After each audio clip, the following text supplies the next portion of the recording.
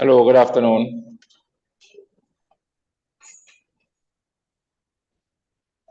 Good afternoon, sir. Afternoon, sir. Okay. All right, can I see the screen okay? Yes, Online? Yes, sir. All right, good. All right, guys, so we're gonna do this paper. It's the June 2019 paper. The interesting thing about this paper is that in the year when this paper was given, there was a lot of uproar about the difficulty of the paper, this paper, 2019, I remember. And some teachers sent around some recordings of the paper hard and were disputing the level of difficulty of the questions. But they weren't really very difficult.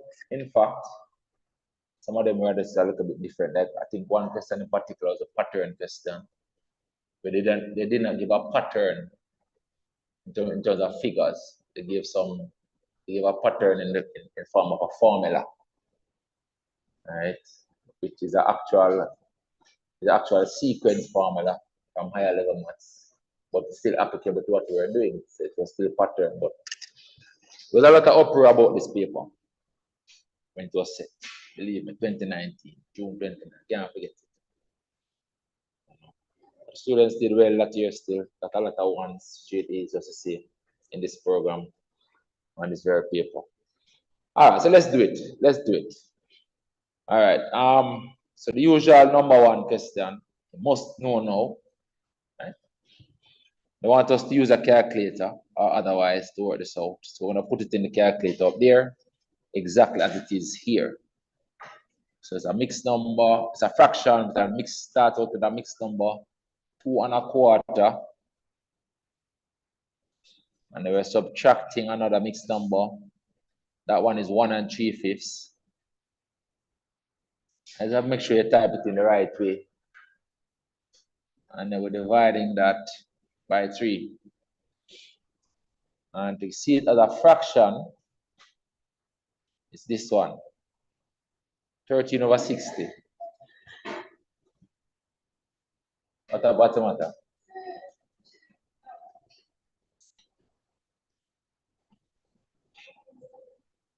13/60. Just make sure you type in this exactly as it appears there. 2 1/4 minus 1 3/5/3. 13/60. I don't want to talk in, I don't want to talk in. Just mark your paper. Learn from your mistakes. Anything you get wrong, you have to go and redo it. All right? 2 marks for that. Next question. You want to work this out and give the answer to 2 decimal places. So first you have to make sure the calculator is in degrees. And since in degrees, you can say the DEG up the top there. For clarity, you can say the DEG up there. That's what they want to make sure. So it is 2.14 times the sine of 75 degrees. And we are getting 2.06781 and so on. But I want it to 2 decimal places only. So these are 2 decimal places. Using this 7 to correct those 2 decimal places. And 7 will increase it by 1. And so it becomes 2.07. This becomes 7. That is the answer to 2 decimal places. Nice and easy. Next question. All right, so this looks like some consumer arithmetic now. So it says Irma's take-home pay is $4,220 per fortnight. A fortnight is 2 weeks. So every 2 weeks, she's taking this home. Each fortnight, Irma's pay is allocated according to the following table. So she gets this amount, and she uses this amount this way. And you can see that the total is coming back to the same 4,3. So the unknown figures in this are these 2. All right? Question says, first question is, what is Irma's annual take-home pay? Remember, I know it's 2 weeks to get this amount, you know. And they're telling us annual means yearly. And they're telling us that there are 52 weeks in a year. So there are 52 weeks in a year. You have to divide that by 2 to know the number of fortnights. All right? So if there are 52 weeks in a year, it means that there are 52 divided by 2, 26 fortnights in a year. So she get paid this amount 26 times in a year. So the annual then equals 26 times the 4320. That's the annual amount. 26 fortnights. 26 times 4320. And that is 112,320. 112,320. But okay with that? Good. Next part says, determine the amount of money Irma allocates for rent. So this is what, let's see on the table what is rent. So rent will be X. So if we calculate X, then you have calculated the rent. So it's basically a matter of adding up all of these and putting it equal to that. All right, so let's just write it here and then we can copy it down. So we're gonna do the X plus 2X is 3X plus this one and this one, which is the 629 and the 1750. And all of that is equal to this total of 4320. 4320. So basically, this is our equation for the total. That's how we're going to work out the X. So let's cut it and paste it down here to calculate the X.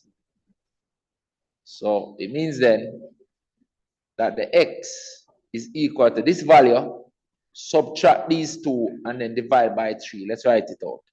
It becomes 4320 minus the 629 and also minus the 1750, but they divided by this 3 to get X. So we're gonna get the X, but we have to give the rent in money, right? Because I said, what is the rent each month? So we have to give it in money. We're just calculating X.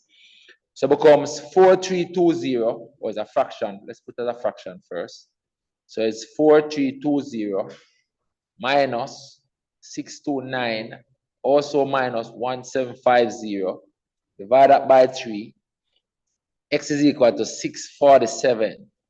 Means that the rent that she pays is 647. All right, and it says each month. Let me say something now. It says each month, you know, so be careful, right? Remember that this was fortnight. This is how much you pay in a fortnight, you know. So you pay that in a fortnight, then you pay 2 times that in a month. But I can appreciate that. Because a month, we're going to assume that a month has 2 fortnights in it. You get me?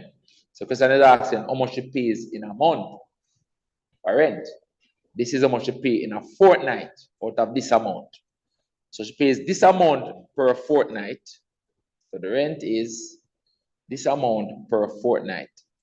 I'm going to assume question asks us per month. For each month, we're going to multiply each month by 2. So she pays her rent is 647 per fortnight.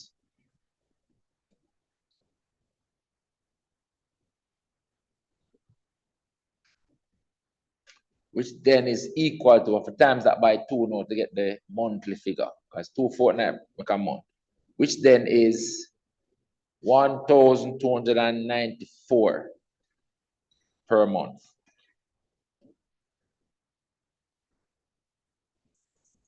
But answer that, let's make this a little bit smaller, fit on the page. That is it. So this question I have to read carefully. It didn't say how much you pay per fortnight, it said how much you pay per month. X is our fortnightly month rent. This says this is what she does with her fortnightly pay. This is how the fortnightly pay is broken down. That's per fortnight. Right? This is a fortnightly figure. But the question was asking how much you pay per month, each month. assuming that amount has 4 weeks in it, which is 2 fortnights. All right, a lot of people maybe just put this as the answer, but remember it says per month. Read carefully.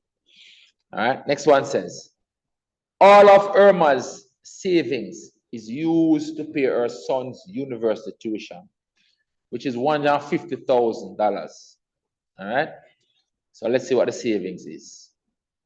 So she's saving this amount every fortnight.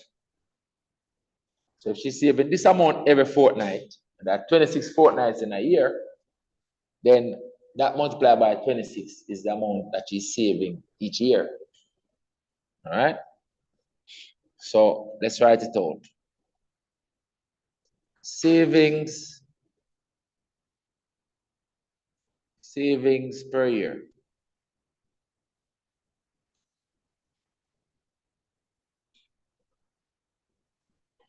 Is equal to 26 times this amount, because there are 26 fortnights in the year.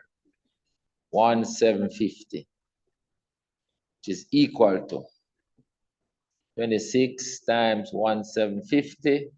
She's saving 45,500 every year. All right, let's copy this down. Gonna need it for the calculation down here. All right, put that to the side. Right. So she's saving to pay this amount in tuition, 150,000. It says if Irma's pay remains the same and she saves the same amount each month, which means she saves the same amount each fortnight, each month, so the same amount each year, what is the minimum number of years she must work in order to save enough money to cover her son's tuition? So it's quite simple. She wants to pay this amount, and she's doing this amount every year. And she's saving all of it. So there's a matter of dividing that to see how long it's gonna take, right? I'm gonna give you something that is very important now. This says the minimum number of years. So the word number means you want to give a whole number as the answer. When you ask for the number of something, it's a whole number. Number is accounting. Number of something is accounting something. So if you get a decimal, you have to carry it to the next year. You have to say you're going to work.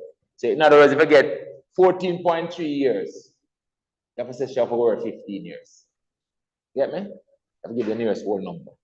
It asks for the number of years. So anyway, so we're going to divide. So the number of years you have to work. Number of years. Number of years.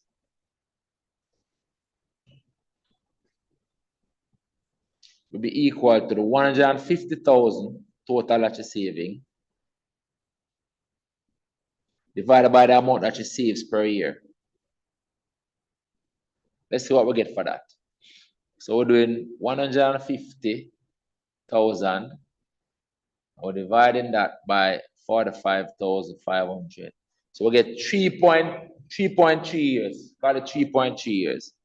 3.3 years. So we're gonna say, i.e., 4 years. She have to work 4 years. Because I asked for the number of years. The number of years is 4 years she have to work. She have to work more than 3 years. So she have to work 4 years. You're not gonna put the 3.3. Because the question asks for the number of years. Number of something is a whole number. I think maybe put 3.3 years, they might give it a mark still. But technically, because they said the minimum number, you can't put 3, because 3 shouldn't reach the amount yet. So if you work an additional year, so if you work 3 years and something, but 4 years, the number of years she has to work. She has to work for 4 years. All right, let's continue. All right, don't need a calculator now. Simplify this thing. This is indices. Remember, when you multiply indices with the same base, you add the powers. This becomes equal to, you multiply the numbers first, you get 12, 3 4 is 12. When you multiply the p squared and the p to the 5th power, it becomes p to the 7th power. p to the 7th power. But that's how I get the 7. You add the powers. When you multiply indices, you add the powers. All right, next one. You know, just to simplify this thing. When you divide by a fraction, you invert and multiply. When you divide by a fraction, you invert and multiply. So this is going to become 3x over 4y cubed times the reciprocal of that, or the inverse of that, which is 20y squared over 21x squared. You do that first and then you start to simplify the like terms, or the common factors, right? I don't like to cross up my work, but let's do it. First, the 3 into this goes 1 time, 3 into this goes 7. Good? Then 4 into this goes 1 time, 4 into that was 5. The x's now. X cancels out of this, cancels 1 out of that 2. The y terms now. Y squared cancels out of this, leaves me with 1 of this. 2 cancels out of that, leaves me 1 of that. What can I see it? Let me do it again. I don't like to cross up the word, but let's do it. Make it a little thinner. Let's go again. 3 into this goes 1 time. 3 into 21 goes 7 times. X into x is 1. X out of this x squared, leave me just an x. I'm going to change this 2 to a 1. So the power now is just x to the 1. Then the y squared and the y cubed. Y squared can go into y cubed and leave it with just y. So I'm going to cancel this y squared into this y cubed. This becomes a 1. I'm crossing out the 3, so I'm left with a y to the 1. Then the 4. 4 into this goes 1 time. 4 into 20 goes 5. Then now it's just a matter of multiplying out the values that remain. So it's 1 times 5 is 5 up here. Over, this is 7xy. 7xy. 7xy. That's the answer. Nice and easy. Let's continue. They want us to solve this equation. This is one of the questions I complain about. They could have just give something simpler to solve. But there are multiple ways to solve this. I can turn it into 1 fraction first before I solve it. All right?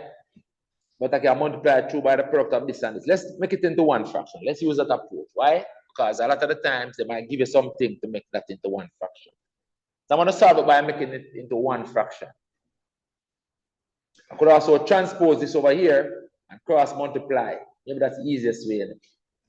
There's so many ways to approach it. You can transpose this over here and then cross multiply. Let's do it that way first. I think that's the easiest way. Let's do the easiest way first. So I'm going to write it as 3 over 7x minus 1 equals, when I transpose this over this side, it becomes negative 1 over x. Transpose that becomes negative.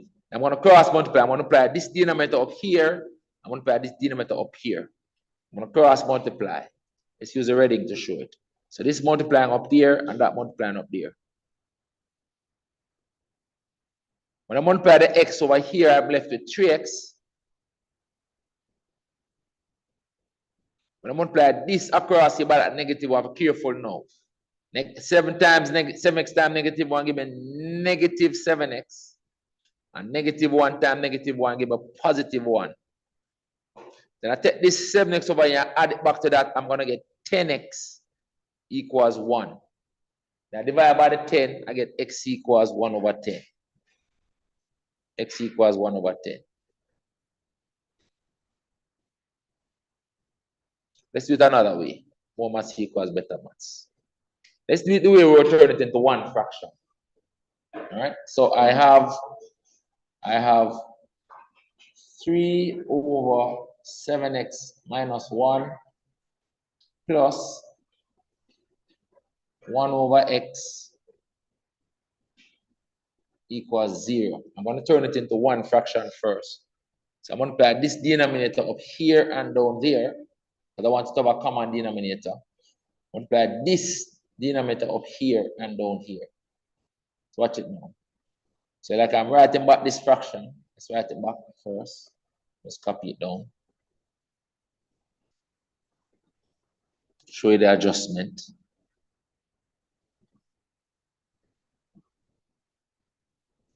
So I'm multiplying up here by x over x, multiplying this one by this denominator, which is 7x minus 1 over 7x minus 1. All right? Then I'm going to get, this time this is 3x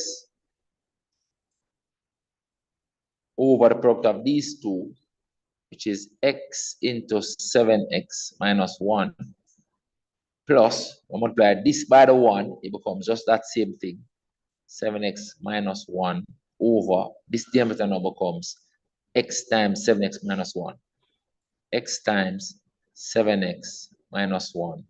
This is all equal to 0. Making it one fraction. Since the two denominators now are the same, I can just add the numerator up here. So it's 3x and 7x is 10x. So I get 10x, this minus 1, all over a common denominator of this. It's quite simple. If a fraction equals 0, then it has to be the numerator that is 0. If a fraction equals 0, then the numerator equals 0. I put another way. If I multiply this denominator across here by the 0, it's going to stay 0. But 0 times anything is 0. Anyway you want to look at it, this numerator is equal to 0. So we get 10x minus 1 equals 0. And if 10x minus 1 equals 0, I want to find x. You transpose the 1 first and then divide under the 10. So you will get the same answer as we had before, x equals 1 over 10. So you see that to do it this way really was much easier, That's why sometimes you kind of think through the process, but it comes with practice. So you see a question like this again, so transpose and cross multiply, easier. Get rid of the fraction that way. Less steps. You get me? So it comes with practice. All right, so get the same answer. Let's go. 3 marks for that. Next question says, when a number x is multiplied by 2, the result is squared. Oh, all right, let's go again. When a number is multiplied by 2, the result is squared to give a new number y. Express y in terms of x. All right. So a number x is multiplied by 2, so you're going to get 2x, so you multiply by 2. Depending on the figure. Right. So when we multiply the number x by 2, we're going to get 2x. That result is squared. The result is squared. So you square that result to give a new number y, meaning it is equal to y. That's what happened. When a number is multiplied by 2, the result is squared to give a new number y. Then it says write y in terms of x. So this is what the statement says, but the question says write y in terms of x. So we're going to say i.e. the y makes it the subject is equal, and you write this out. That becomes 4x squared. That's it. You square the 2x, you're going to get 4x squared. So this is what they're looking for. That's it. If you put back y equals this, they give it a mark just to see. If you write y equals 2x all squared, you get the mark still. Right? But this is it. Want to go to that? Yes, sir.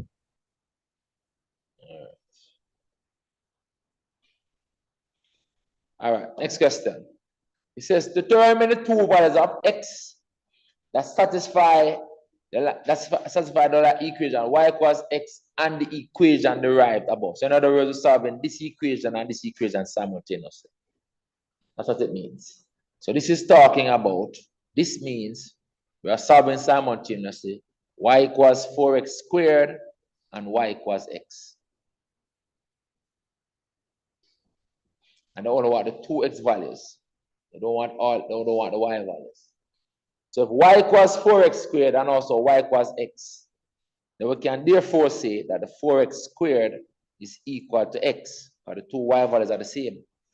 We can equate them, because the two of them equal y. And so we're solving this. Don't solve by dividing out what you're trying to find. So some people might cancel that side and put one and cancel that. Don't do that. Don't cancel what you want to find. You factorize out what you're trying to find.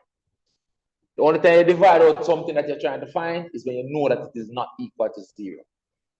Because then you know that, because the reason why I don't divide out something that you're trying to find, because you don't know if it is 0, and we can't divide by 0. But never cancel out the variable that you're trying to find. You factorize it out. So when you do, you transpose the x over this side, which does 4x squared minus x equals 0. Then you factorize. When you factorize the x, you're going to get 4x minus 1 equals 0. And so you're getting x equals 0, or you're getting 4x minus 1 equals 0. So if I were to write the answers here, either x equals 0, make this smaller.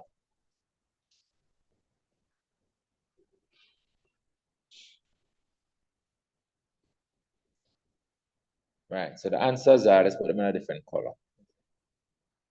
Either this x equals 0, so you have an x equals 0, or if this equals 1, look at it now. If the 4x minus 1 is equal to 0, you transpose the 1 and then divide by the 4, you get x equals a quarter. So the other value of x is a quarter. So those are the two values of x. That's it. We can leave this on the screen. The 4x minus 1 equals 0 means the 4x equals 1.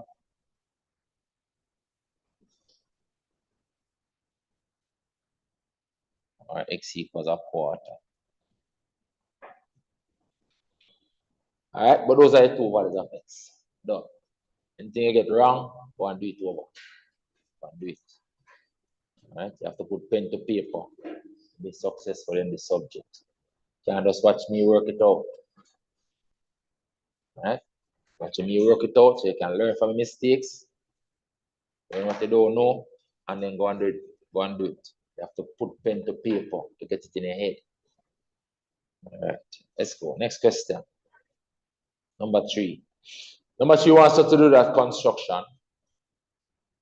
Always sketch it before you construct it. It says use a ruler, pencil, a pair of compasses. Only construct triangle NLM in which LM is 12. Let's sketch it. LM is going to be 12.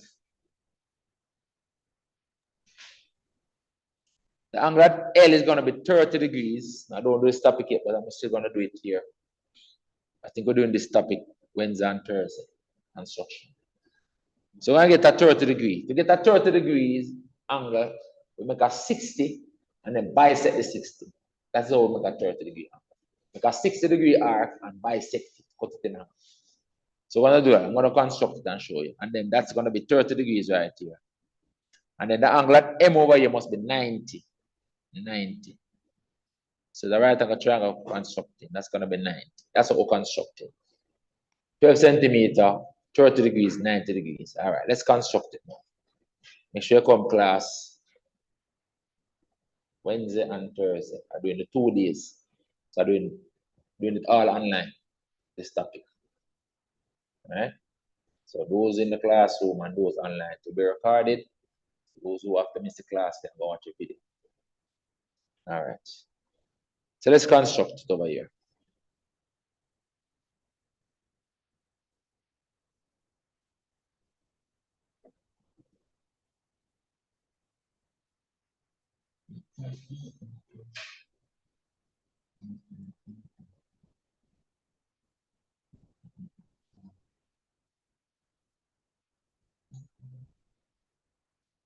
All right.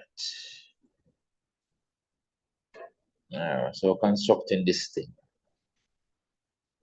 LMN. All right. So I want to draw the 12 centimeter line first. 12 centimeter. I don't even know if it will be able to fit on this thing. I don't know. Let's draw it all the way down here.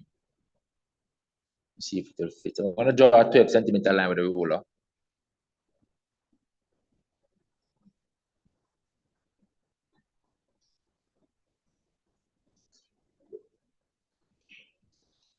12 centimeters. I'm going to construct 60 degree at one end and bisect it. All right, so I'm putting this at this end first. I'm going to make an arc, 60 degree arc first. When you make a 60 degree arc, it's easiest arc it's easiest angle to make. Only two arcs you need. So you draw a first arc, that's about 60. Move the point to here, don't change the angle of compass. I'm going to come and cross that one. I don't have to show the line. That's a 60 degree arc. This arc right here, so. It's a 60 degree arc. I need to bisect it. So I come to one end of that 60 degree arc and I rotate it out. And I make an arc somewhere out here. About where I know to bisect it. Come to this end of the 60 degree arc. Rotate down. Cross that one. The straight line through that intersection now is going to be my 60. Let me make this a little bit wider.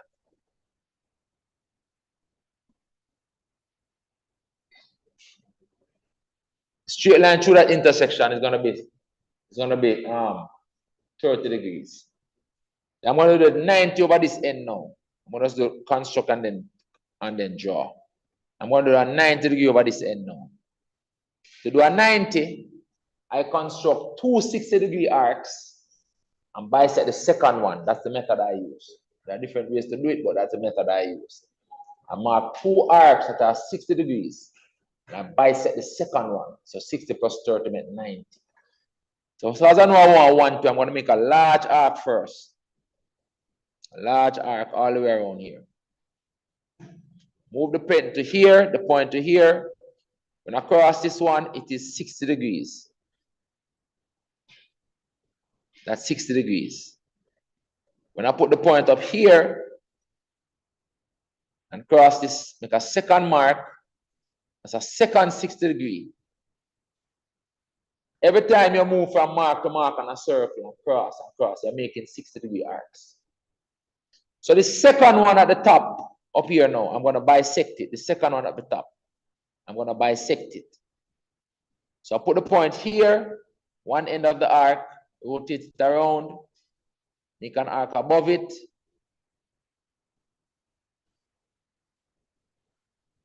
Put the compass point at the other end of the arc, rotate it around, and cross that one.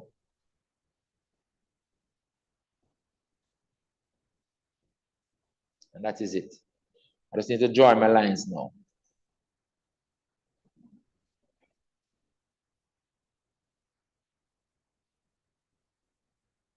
When I draw a straight line through here, through that intersection, through this intersection, that's 30 degrees. Through this intersection and extend it out. That's a 30 degrees line.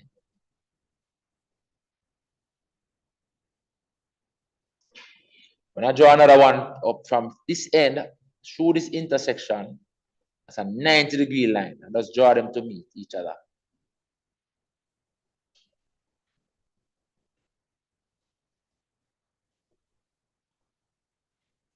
That's my construction. And so I can label it up now. This is L. This is M. Up here is N. Inside here, so it's 30 degrees. And right here is 90 degrees. That's it. And this is 12 centimeters. Construction done. That's it. Go home and practice it. Get your geometry set and practice it. Watch about the video. Follow the steps. All right. I want to do the topic still, but you can still do it from the video. All right. So that finishes that one. Let's continue. Online, everybody okay? You still there? Yes, sir. All right. Why not if I drop off now? So if I drop off, call my phone. Big man, that. All right, let's continue. Mute the mic, please. Mute the mic. All right, next question. Transformation, love transformation. This question says, triangle ABC has vertices, these vertices. I think we'll do this question in a class work one day, in a class activity. Somebody's mic is on mute. Somebody mute the mic, please.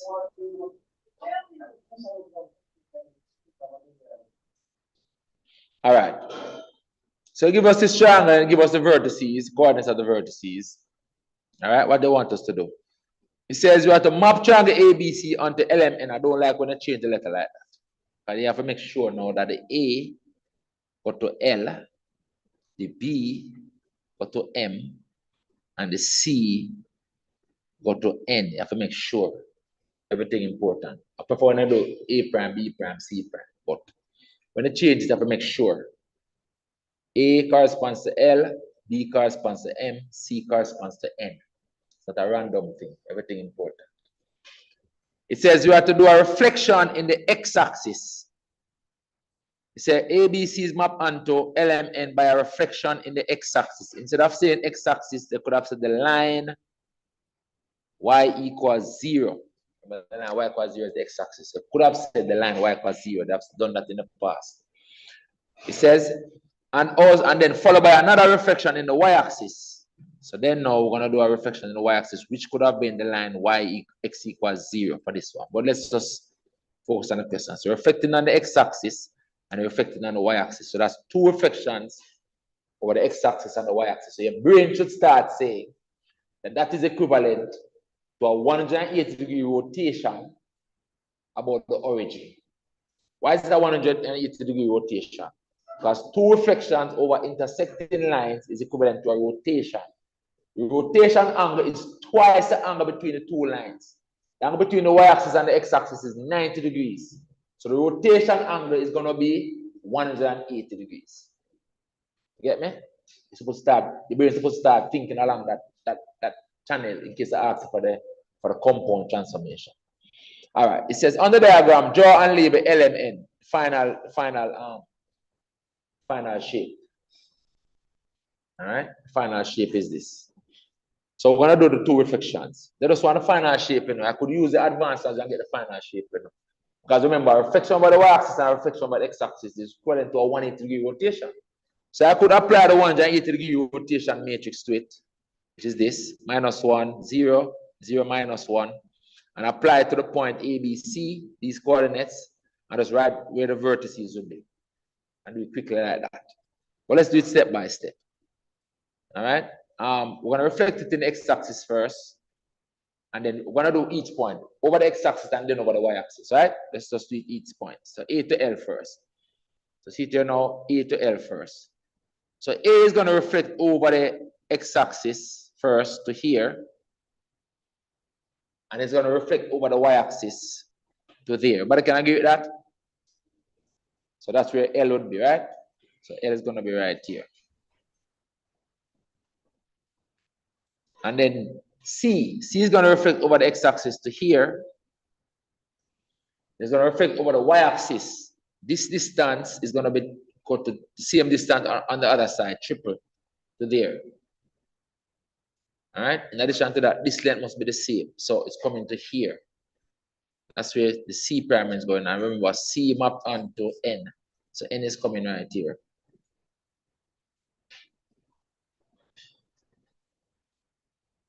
And then B now.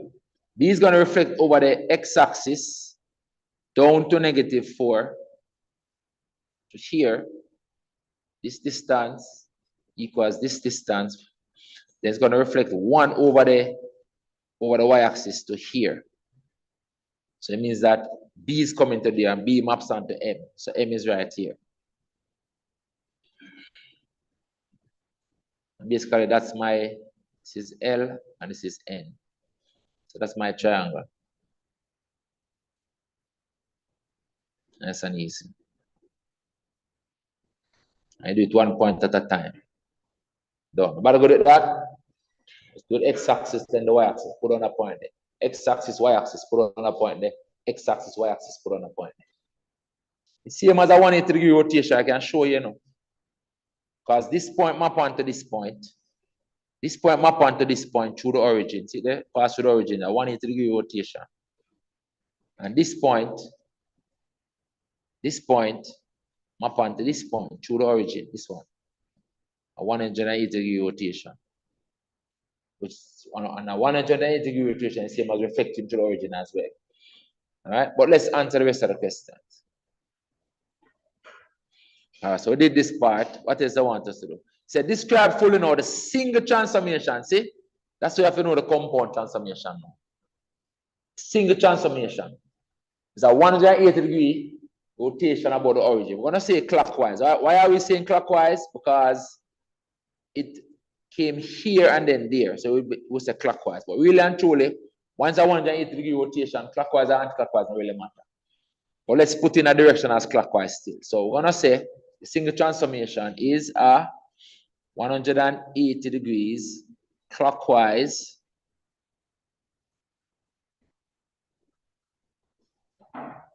rotation about the origin.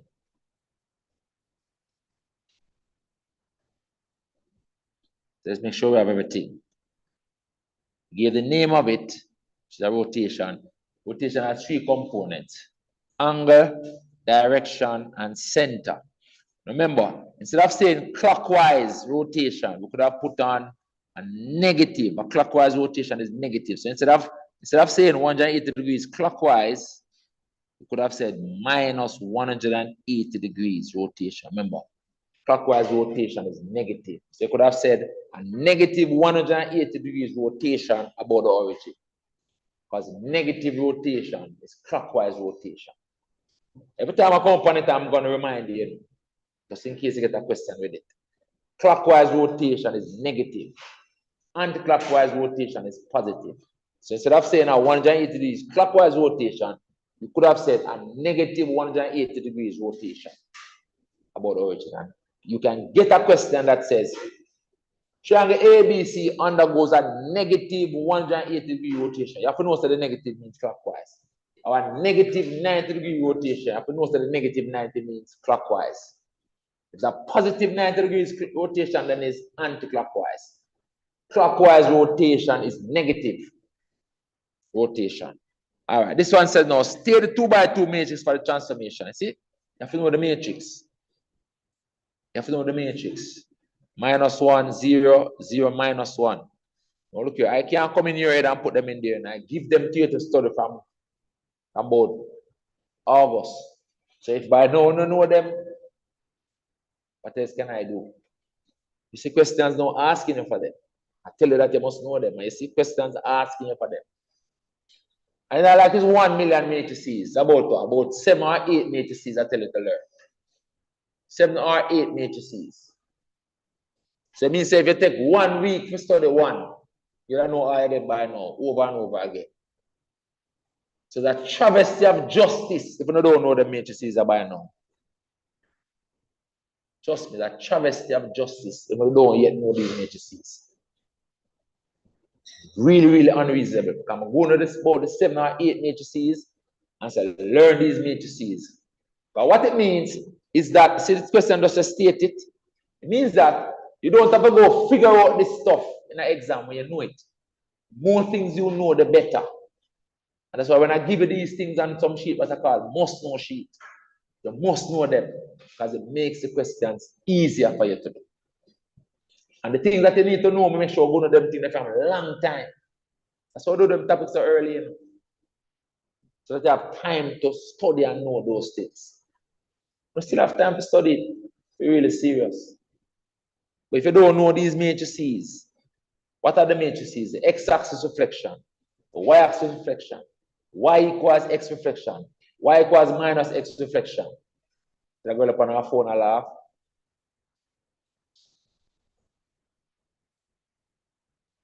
Then the rotation. Clockwise 90 degree rotation, anti-clockwise 90 degree rotation, 180 degrees rotation, and then the enlargement matrix. Those are the matrices you're supposed to know.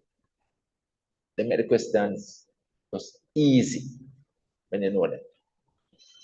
But now I waste time to get that 1 mark here. You want to get it quick and go about the business. People who don't know, I will try to figure it out. It takes time to figure out stuff in an exam.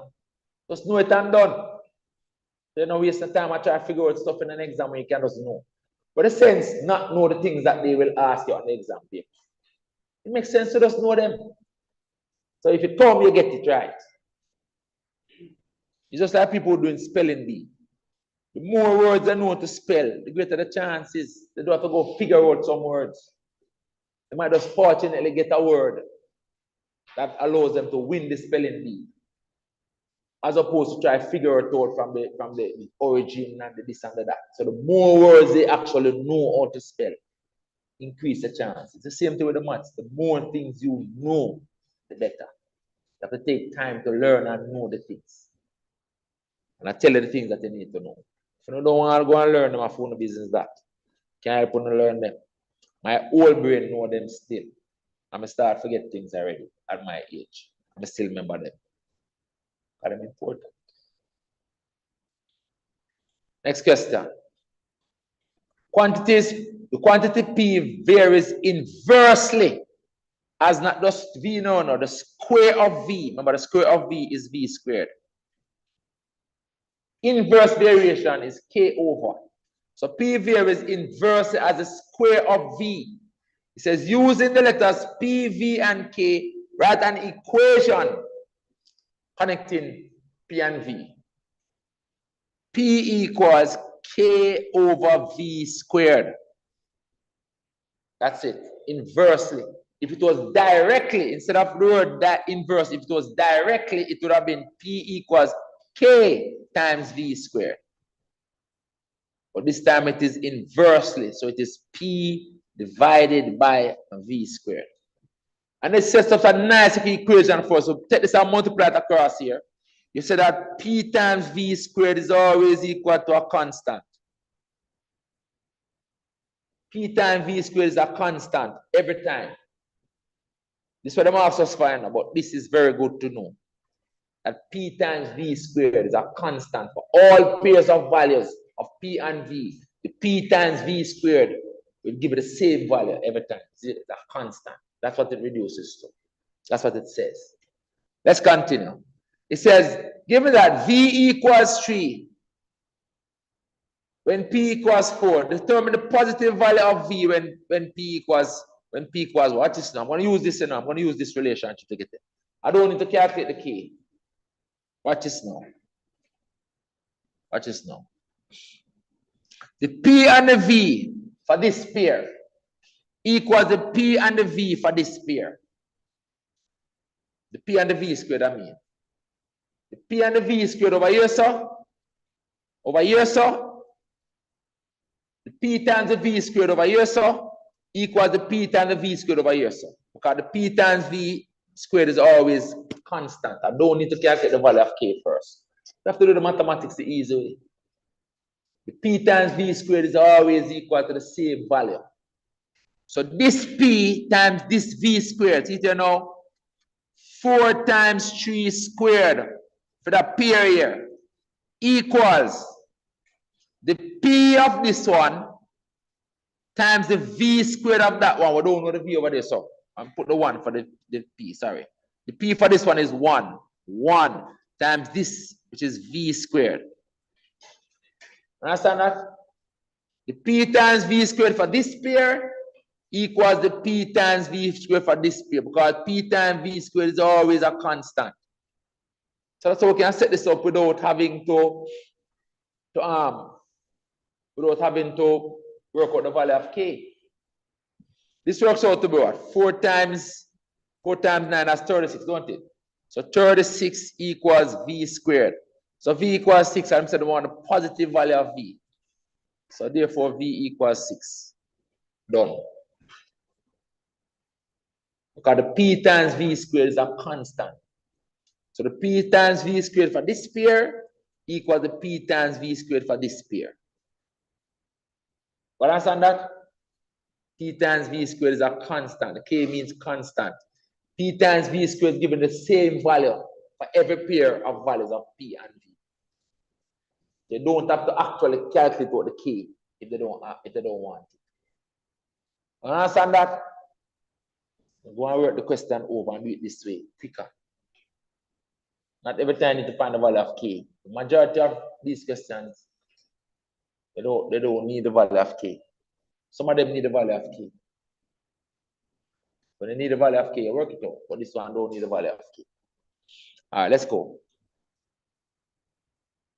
This question says, given that X is a real number, we have to solve this inequality. So basically, we want to leave X alone as a subject in the middle. We want to leave X by itself in the middle of that inequality. It's a range of values. So transposing such that we leave X by itself in the middle. We have X alone in the middle there.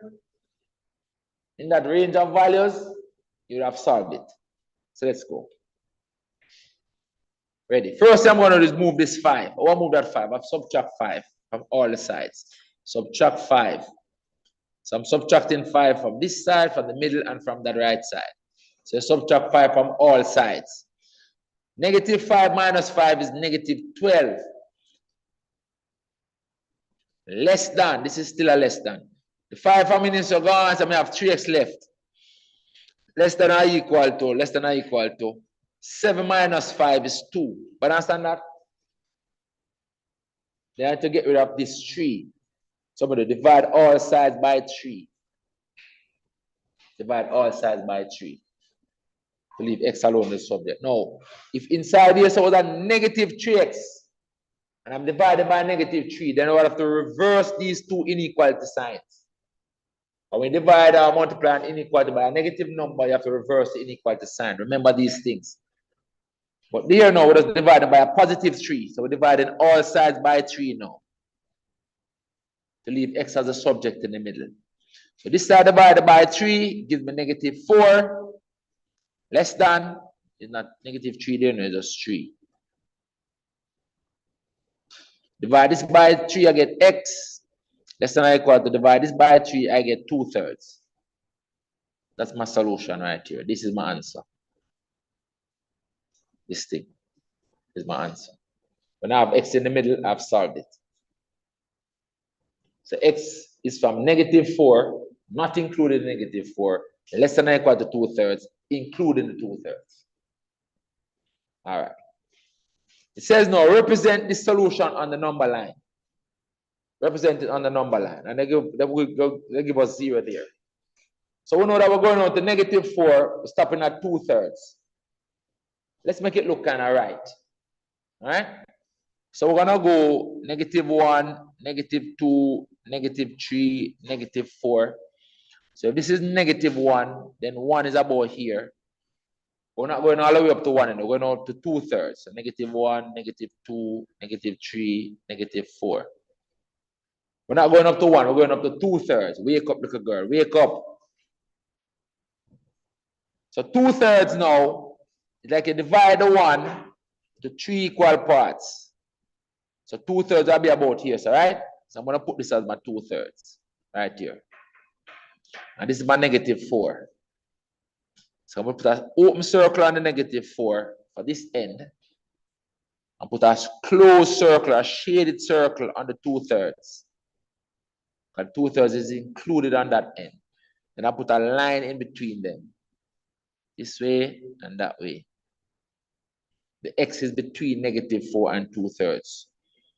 Not including negative 4, but including the 2/3. So that's my inequality. X less than or equal to 2/3, but greater than negative 4. That's my number line.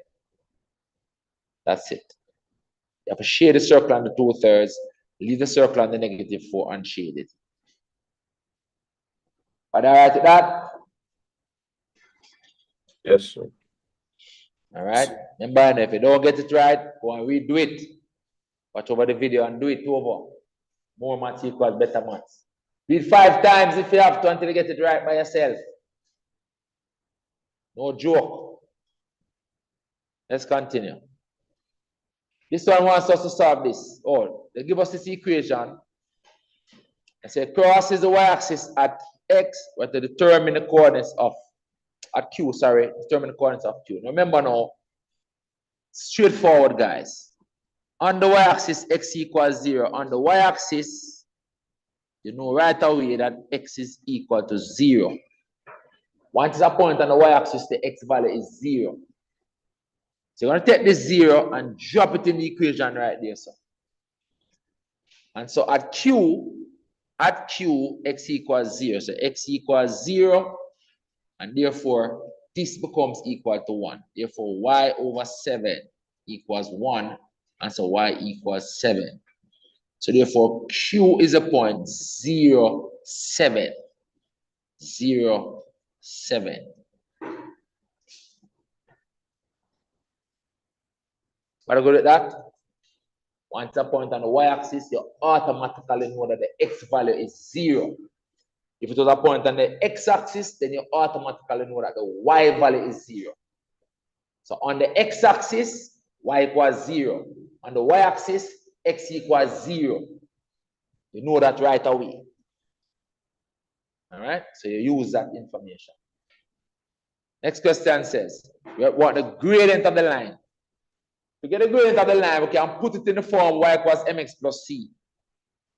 To get the gradient of the line, we can put it in the form y equals mx plus c. In other words, make y alone the subject. So let's do that. So we have x over 3 plus y over 7 equals 1. I want to leave this y alone as a subject. So I'm going to transpose this x over 3 over this side first. I'm going to get y over 7 equals negative, and put that a negative third x. Because this x over 3 is same as a third x. You know? Why am I doing that? Because I want to see the mx. I want to see the m times the x. That's why I'm doing it that way. So I transpose, it become negative, it will become this. It will become negative x over 3.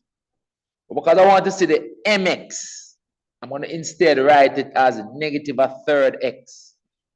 Negative a third x plus this one.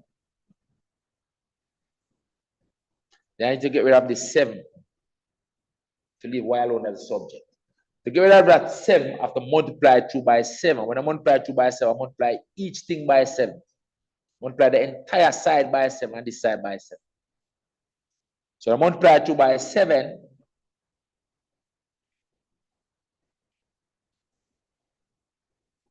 This side becomes y. This becomes negative 7 over 3 x plus this becomes 7. So this is a gradient right here. And this is a y-axis intercept. See, the same 7 we get up here, so. As a y-axis intercept. See that? 0, 7. The y-axis intercept. But on the y-axis, x equals 0. So that is it. So we can write that the gradient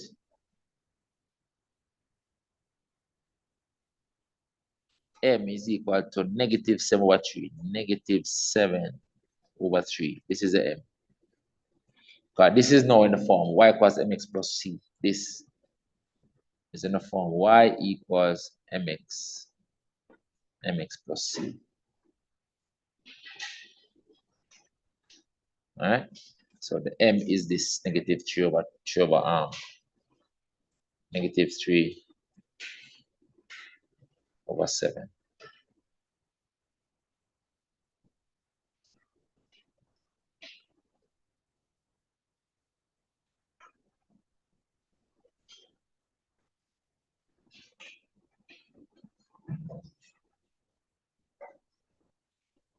That's it. Question done. But okay? Nice and easy. Next question. This one. It's another question that gave a lot of problems. A lot of people misread it. Why? I think this was like maybe the first time in a number of years where they did not give frequency. They gave the cumulative frequency. A lot of people didn't realize that. They normally give you the frequency and you must work out the cumulative frequency.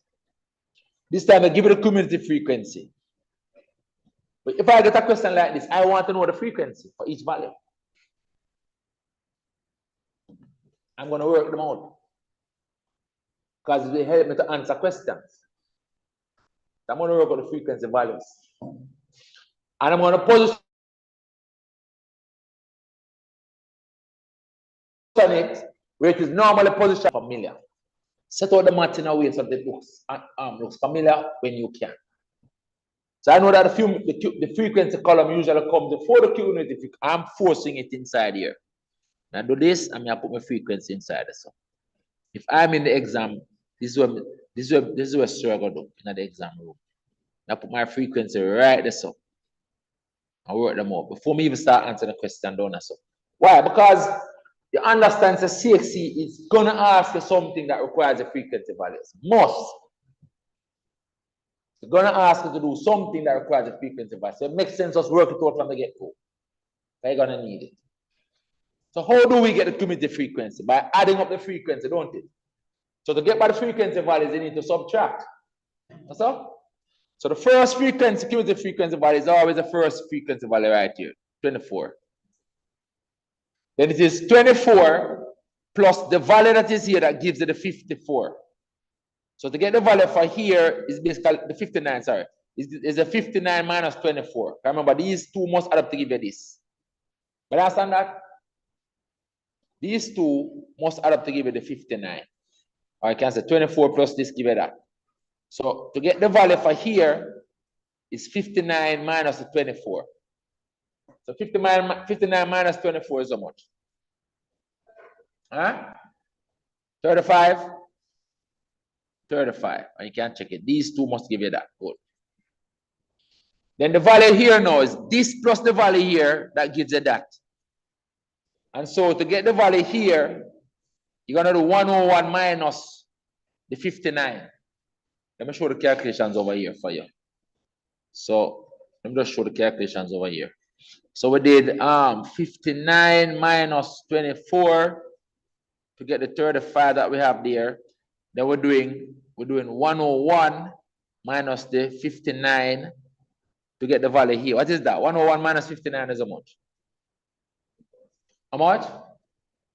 Work it out and tell me, no man. Never do it. Never do the paper. How much? For how much? So this is 42.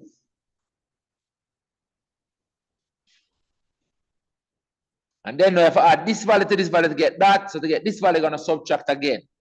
129 minus 101. So this next value is 129 minus the 101 equals how much? 28. Excuse me. And then the last value right here now, so this is, I get the 28. You subtract the frequencies, cumulative frequencies. Then you add this value to get that value now, so you're going to subtract 150 again minus 129 to get the last one. 150 minus 129. How much is that? 21. 21. So the value right here is 21. So I know my frequency values now. Now that I know my frequency values, I can answer anything now. Ready to work with you now, CXC. So we get a question again like this, where they give it a cumulative frequency column. Put the frequency in there by subtracting the cumulative frequency. All right? Do that first. All right. So now that I know my frequency values, I can answer anything now. Ready? Question says, for the class interval 21 to 30, which is this class interval, this one. What is the lower boundary? The lower boundary is 0.5 less than this, because it is a halfway between 20 and 21 is the lower boundary. So it's 0.5 less than the 21. So it's 20.5. 20.5, I'm going to write the unit of measure, which is liters.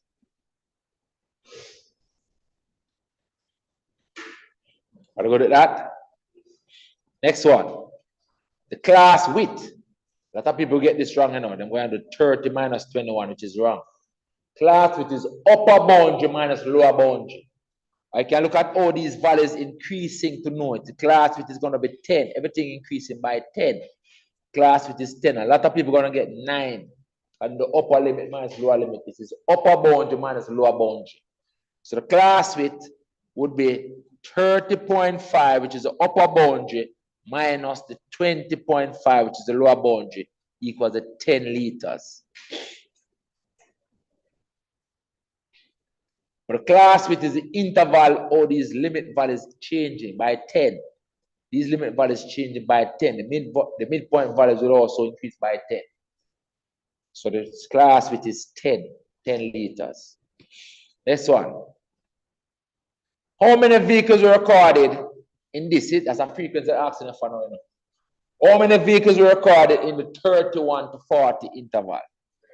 That's the frequency. Right here, 31 to 40, it's 42. 31 to 40, them say. 31 to 40, never say 21 to 30. 31 to 40. 42 vehicles. See the 42. I tell you, the most ask is something that has to do with the frequency values. 42 vehicles. 20 people in the exam go and put this. 101. Not realizing that this was actually the cumulative frequency that was given. Because I'm telling you now, cumulative frequency distribution for 150 vehicles is shown. Or so familiar with working with frequency, you don't realize that this was cumulative frequency. All right, so that's 42 vehicles. Next one. A vehicle is chosen at random from 150. What is the probability that the volume of petrol needed to fill the tank is more than 50.5 liters? More than 50.5. Leave your answer as a fraction. So the one that are more than 50.5. Now 50.5 sounds like a lower boundary to me. All right? More than 50.5. All right, let's look at it. So more than 50.5. All right, so watch this now. This one end at 50.5. Remember, so this one go up to, this one go up to less than 50.5. And this one starts at 50.5. But the question says more than.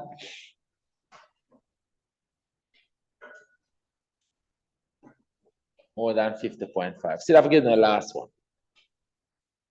Last group. That's 21 out of the 150. More than 50.5. Remember the total is 150, right? 150 is the total. So it's 21 out of the 150. It's more than 50.5. So I have to give them this. All right?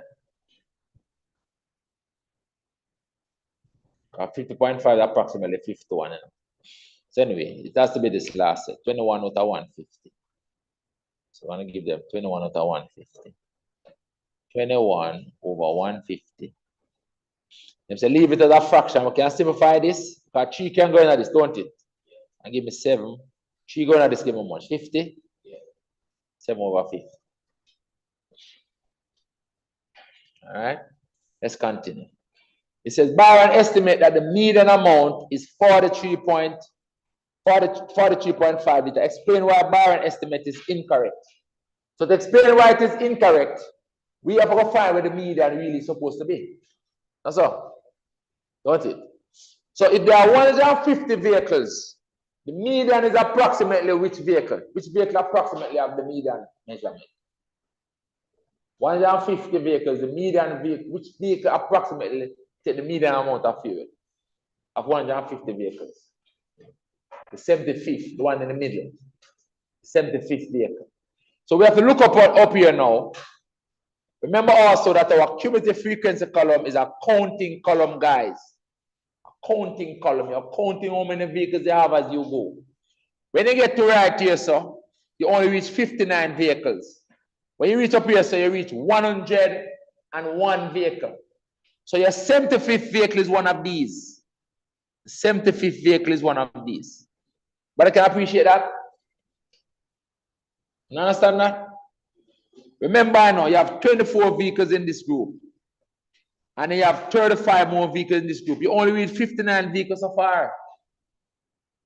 So the 75th vehicle is one of these 42 that's in this group. You understand?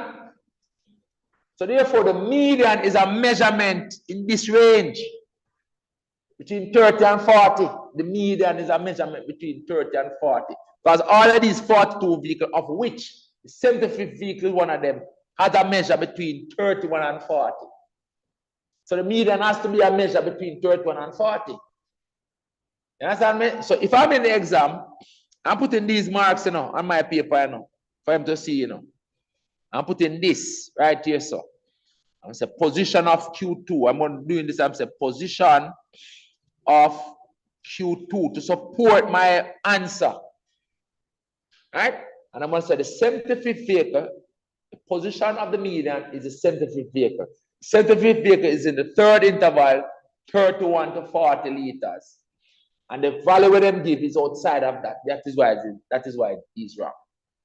The question could have written another way, The question could have said, somebody said the median is 39, for example. Explain why the person is correct. They say, yes, the person is correct. Because the median, which is with the 75th vehicle, is in the third group, which the liters is from, in that group, the volume is from 31 to 40 liters. 39 is in that range. So yeah, it could be correct because the median is in that range. So I've seen questions that ask you, explain why it is correct, but this time it's why it is wrong. It is wrong because the value that they give is outside of this range where the median is supposed to be. All right, so we're going to explain it now. There's one mark for it. All right, so Byron estimate that median is 43 point that, which is outside the 31 to 40 range. Explain why Byron is. I'm going to say something like the median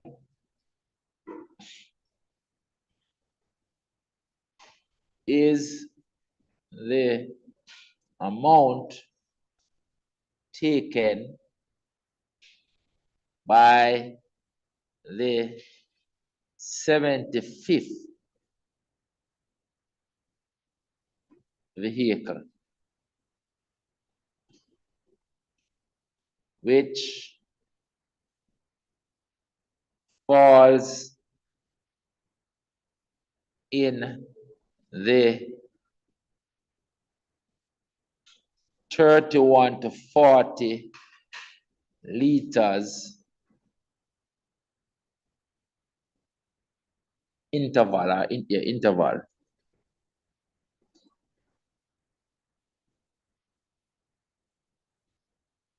For the 3.5 liters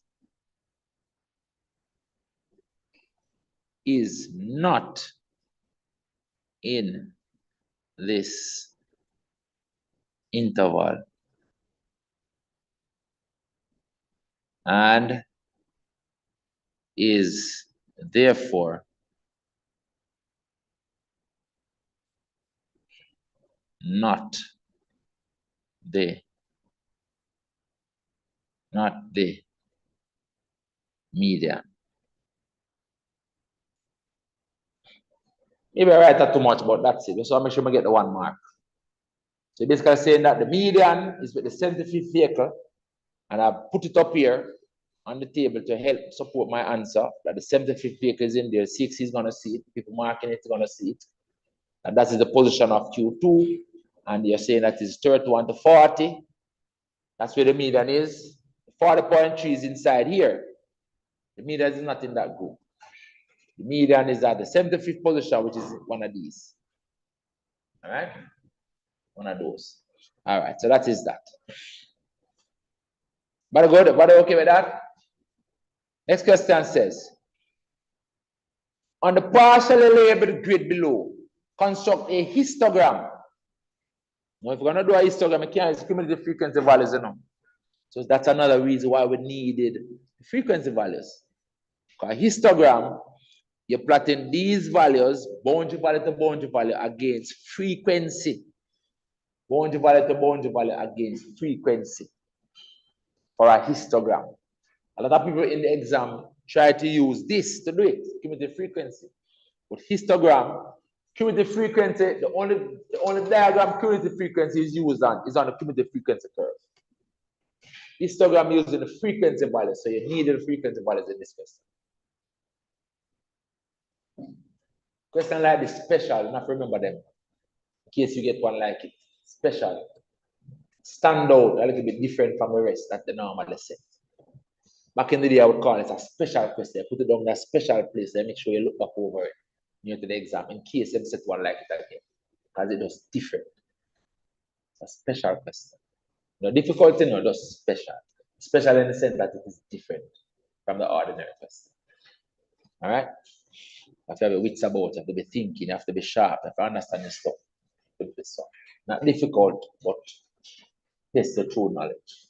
All right, so we're doing, all right, so they put up the y-axis first already, and that's what a lot of persons couldn't understand, how the cumulative frequency values were not on the y-axis. We discussed that. Students came and asked me that after this exam. How come the scale wrong? Because, go up to 150. Because they were trying to use the cumulative values on it, but this is frequency values they needed. The question mentioned nothing to you about you getting those frequency values. So you had to know you needed them. All right. And then on the x-axis now, they didn't put the scale for us. But we know that we have to account for total petrol of up to 60. So okay, I'm about 10, 20, 30, 40, 50, 60, right? Let's see if that would work. So if we got 10, 20, 30, 40, 50, 60, we're good to go. All right, so that's what we're going to do. All right, so 10, 20, 30, 40, 50, 60. I remember you're going to the 0.5s. So you're going to the 0.5s. You're going up by 10, which the lowest value is 10.5. The lowest boundary value is 10.5. That you can note. For the bars of histogram, they go from boundary value to boundary value. So going from 10.5, they're going up by 10. They're going all the way up to 60.5. All the way up to 60.5. That's where the bars will go. And then these are your frequency values. Let me just copy these down so that at least we have them in front of us to work with. Let's copy these values down. All right, for each group. Let's paste them over here. Let's put them here. So, all right. So those are the item bars. Let's put them on in red. The bars. So we're going 10.5. So watch this now. Get the scale right. This is 10.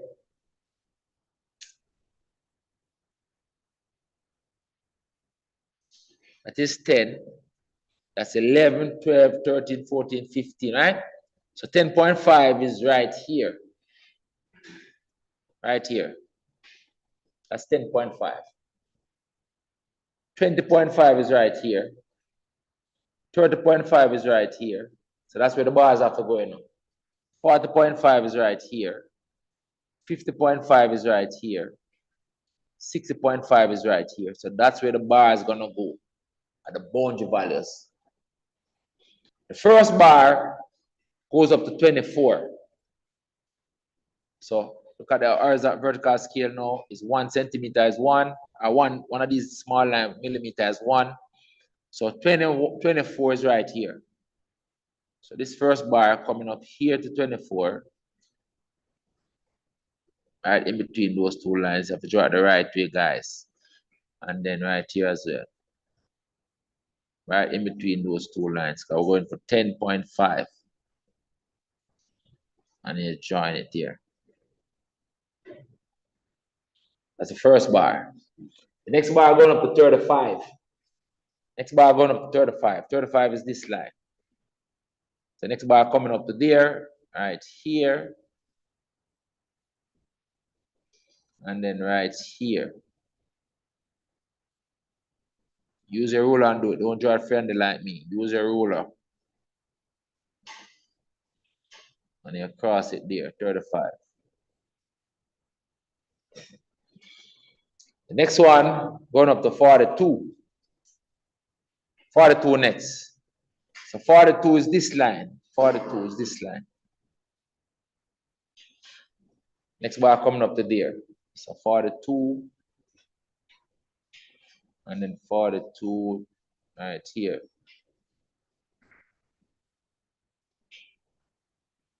are the boundary values. Bars of histogram, they go from boundary value to boundary value for the two. That's that. Then we'll drop down back to 28. 28, this is 25. Right, here's 25. 25, 28 is this line. Right here, 28 is this line. So next bar drops down to there, right here.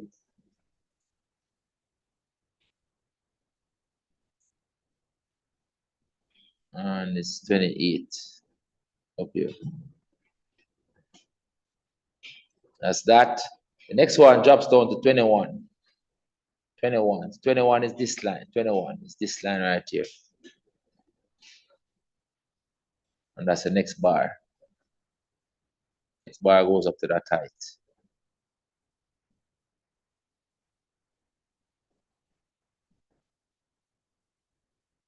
That's a histogram right there. But okay. But I go to that. That's histogram. Remember, if it was a frequency polygon, you'd have to put the midpoints. And you'd have to close it. It corresponds to the top of the bar, middle of the bars. If it was a histogram. And you'd have to close it. Close the two ends out here. And join them. But we're not doing that. All right? Let's just answer the questions. That is it. Leave those values on the screen. All right, that finishes the histogram. That finishes that question. All right, let's go. Next question. Number 6. Another scale question. It says the scale of a map is 1 to 25,000. Little girl, wake up. 1 to 25,000. So determine the distance in kilometers or 0.5 centimeters on the map. So we're going to take this scale and convert it to centimeters on the map, kilometers on the land. That's what we'll do first. So if this is a scale that I give you, it means that 1 centimeter is equivalent to 25,000 centimeters. 1 centimeter on the map is 25,000 centimeters on the land. The 25,000 centimeters divided by 100, you're going to get meters. So the 1 centimeter, if you convert this centimeter to meter, is actually 250 meters on the land. And then get it in kilometers, we divide by 1,000. So the 1 centimeter on the map is therefore 0.25 kilometers on the land. So that becomes a ratio, that becomes a scale for distance right there. The question wants 0.5 centimeters on the map. So you start with this scale. So if 1 centimeter is 0.25 kilometers, and I want it in kilometers, right? To get this to become a half, you basically divide by 2. Or multiply by a half, right? Because I want half a centimeter. So you just divide by 2 to get half, or multiply by a half. Same thing, multiply by a half. Multiply by 0.5 to get this side to become 0.5. It means that the 0.5 centimeters corresponds to this. Divide that by 2, we're going to get 0.125 kilometers. This is the answer, I know. That's the answer. 0.125. Half a centimeter on the map is 0.125 kilometers on the land using the scale. All right. Next question says, calculate now the area, which represents 2.2 centimeters on the map. So we need the area scale. To get the area scale, we square the distance scale. So the distance scale is 1 centimeter. Let's do it over here. It's 1 centimeter to 0.25 kilometers. That's the scale for distance. This is for distance. To get the scale for area, we square it. Square it. To get the scale for area, you just square the values. That's all you have to do. Square the values. Just square the values. To go from the distance scale to the area scale, you square the values. So all you have to do. So when you square this, it stays 1, what is now centimeters squared. And when you square this, what you get? 0.25 squared. 0.25 is a quarter. A quarter square becomes 1/16. What is that? When you square this, what you get? 0.25 times 0.25 is what? 0.0625. 0.0625. That's all? 25 squared is 625, but you have to have 4 decimal places. So that is it. That is kilometers squared. So it means that 1 centimeter square on the map is this amount of kilometers square on the land. And you want to know this centimeter square. So all you have to do now is take that scale here and multiply it by that. So all we have to do. So let me put this. Let me shift this over. Put it as a part of the solution. Right. So this is now my area scale. I want to know what this area is on the land. So I'm going to multiply this 1 now by this value to make it become 2 point that. So I'm going to multiply the ratio. Remember, do the scale questions like ratio questions. Not complicated. I'm going to multiply by 2.25 because I want the map area to become 2.25. So when the map area is 2.25, I just need to multiply this now by the same 2.25.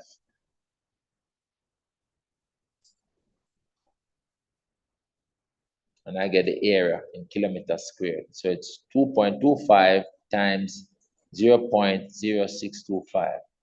And that's, I don't even like them values there. But it's exact as well. So 0.140625 kilometers. It is actually an exact value. Kilometers squared.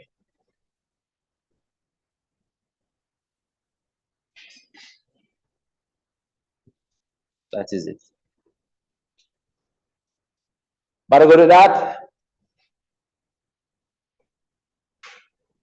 But okay with that? Online? Yes, sir. All right. Remember, anything you get wrong, go and do it over. All right. Anything you get wrong, you need to go and do it over. Learn from your mistakes. So from the distance scale to the area scale, you square it. All you have to do, square it. Remember, the area scale is like you have 1 centimeter on the map by 1 centimeter on the map. But a 1 centimeter upon the map is 0.25 kilometers, and a 1 centimeter here is 0.25 kilometers. So if you want the area now, you have to multiply the 0.25 times 0.25 to get the actual area upon the land. Simple as that. We'll just simply say square it. All right? But that is the explanation of it. All right, so that finishes that. Let's continue. Over here. Measurement.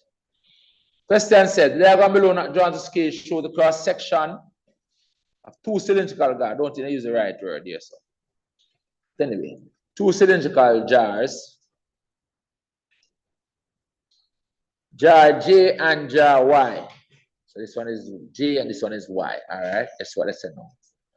So the diameter of jar J and jar Y are 3D and D respectively. I don't work with diameter now.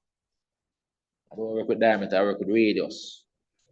So I'm going to write the radius right now. Like when I confuse myself, I can work with the diameter, but I'll be showing you the chain of thought. I would tend to work with radius, right?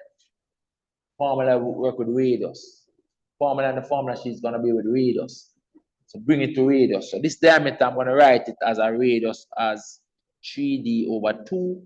This one, I'm going to put it as a radius again. D over 2. Let's call this radius of Y. This one is the radius of X, and this one is the radius of Y.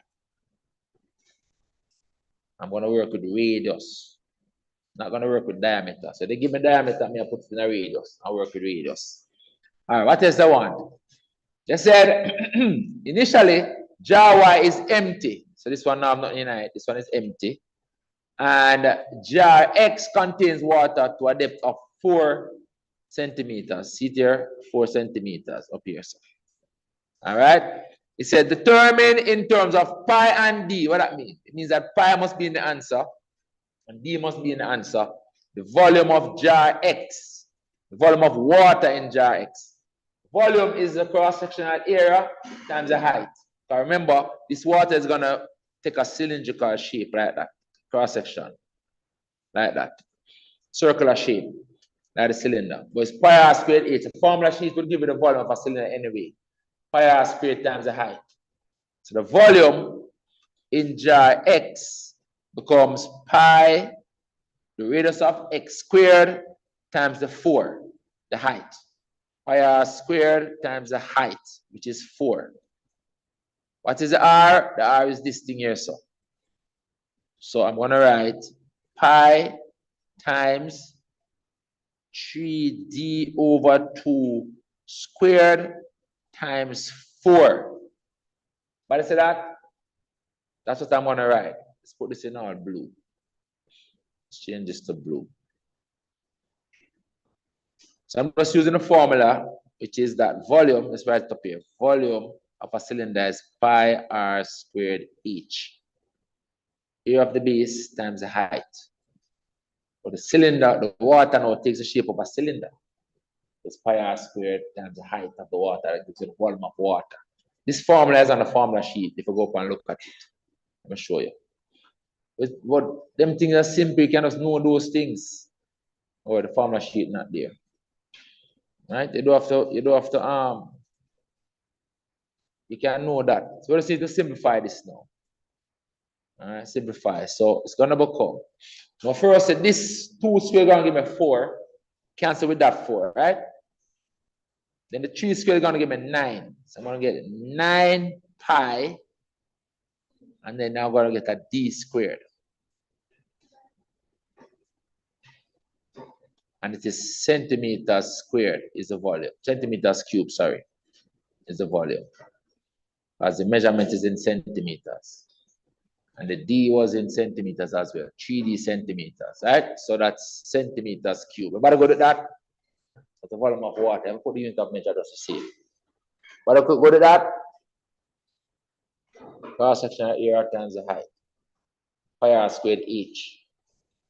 Next one says, if all the water in jar X is now poured into jar Y, calculate the height reached. So it's like them take all of this water and then pour it over into this. And when they pour it over, because it's of a smaller base, it's going to reach somewhere up here. Let me shift this up. I'm going to reach somewhere up here. I'm going to come way up here, so. And you're going to have the water all the way up there, so. Still the radius is that.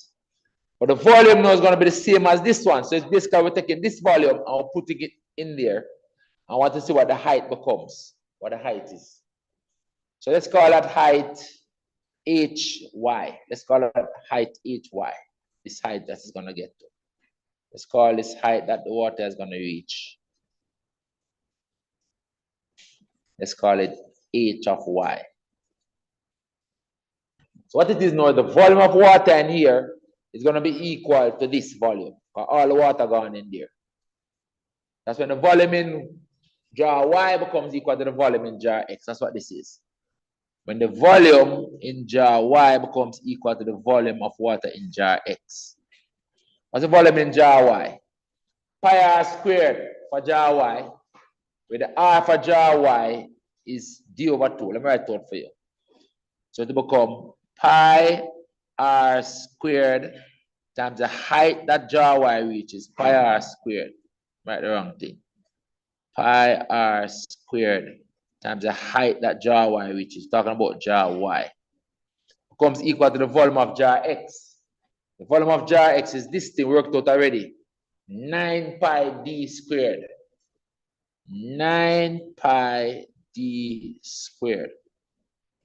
That's what we're solving. And we're trying to find the h. We're trying to find this thing. Let's put in the values now. First, these pi's will cancel on the two sides. This pi and this pi cancel each other. Remember, this r is d over 2, you know. Remember, the r on jar y is d over 2. D over 2.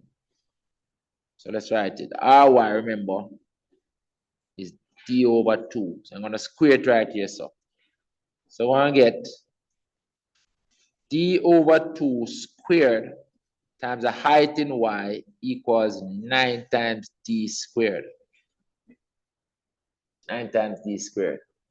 This becomes d squared over 4.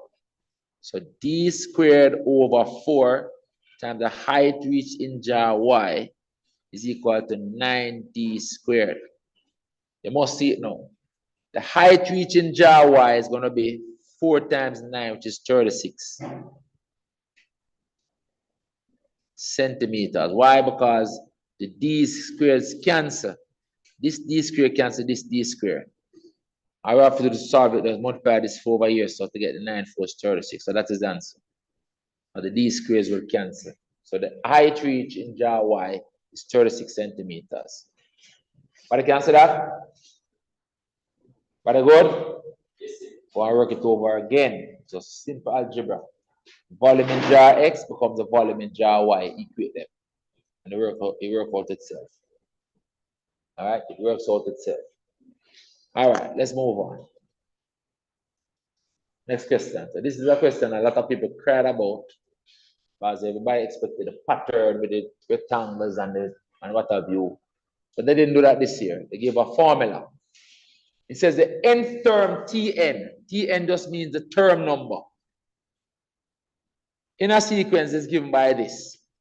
So it means that when t equals 1, T1, it means you put 1 right there. So the second term will be T2. Means you put 2 right there. So that's all it means. The question says, show that the first term of the sequence is 1. So it means we're going to put 1. The first term is T1 when n equals 1. The first term is when n equals 1. So you put in T1. So you're going to put 1 right here. So it becomes 3 times 1 squared minus 2. 3 times 1 squared is 3. 3 minus 2 is 1. So T1 is equal to 1. The first term is 1. Sure. Easy like that. Next question says, what is the third term? What is the third term? The third term is T3. T3 is the third term.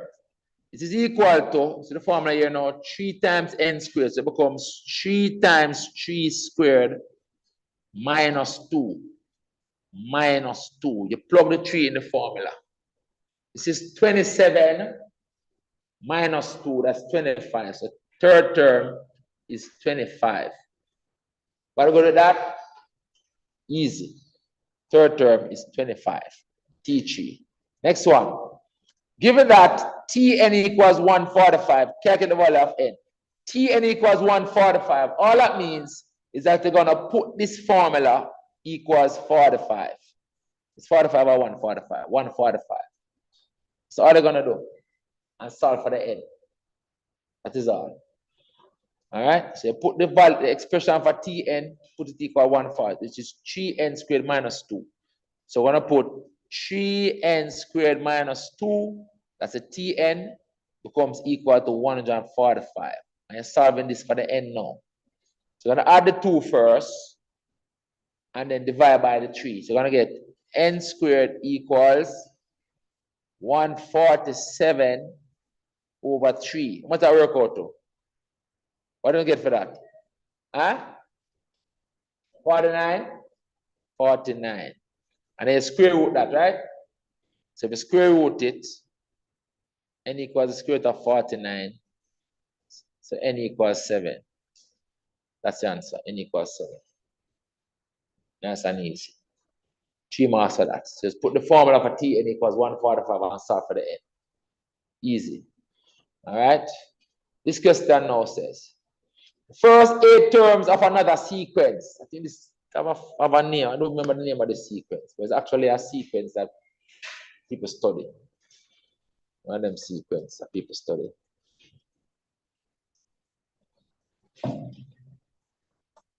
With nth term un. So this is how they write it. This is a symbol that is used for sequences and series in maths. And the n knows like the n in the t a while ago. So u1 means the first value in the sequence. u2 will be the second value in the sequence, and so on. All right? It's just another way of expressing sequence. What's a sequence? A sequence is a set of numbers that is following a certain mathematical pattern. Right? A certain mathematical rule or pattern. And they're defining it for us here, right here. This is the definition of that pattern right here. They're defining it for us. So un is equal to un minus 1, un minus 1 plus u2. And this is only for the case where n is greater than 3, meaning after the third term. For n greater than or equal to 3. So this pattern starts from here. So you can see, for example, that this 5 is the sum of the first value, 2 values before it. This 8 is the sum of the 2 values before it. This 13 is the sum of the 2 values before. That's what this means, you know. A value is equal to the sum of the 2 values before it. That's how the sequence works. You don't ever understand that. Just follow the pattern. A value is equal to the sum of the 2 values before it. That's how the sequence works. All right? And that starts from 3 because it doesn't work here. It starts to work here. It is equal to 1 plus 1. All right? That's what them say for n greater than 3, greater than or equal to 3. Anyway, it says, for example, u5 is equal to u4 plus u3, the 2 values before it. This is u5, the 5th value. Is equal to the sum of these 2. See that?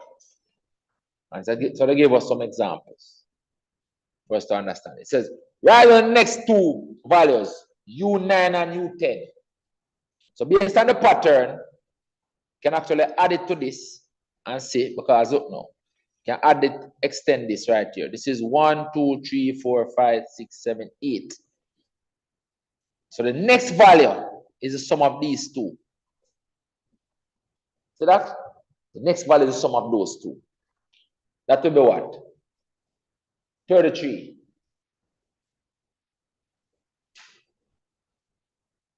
The next value is the sum of these 2.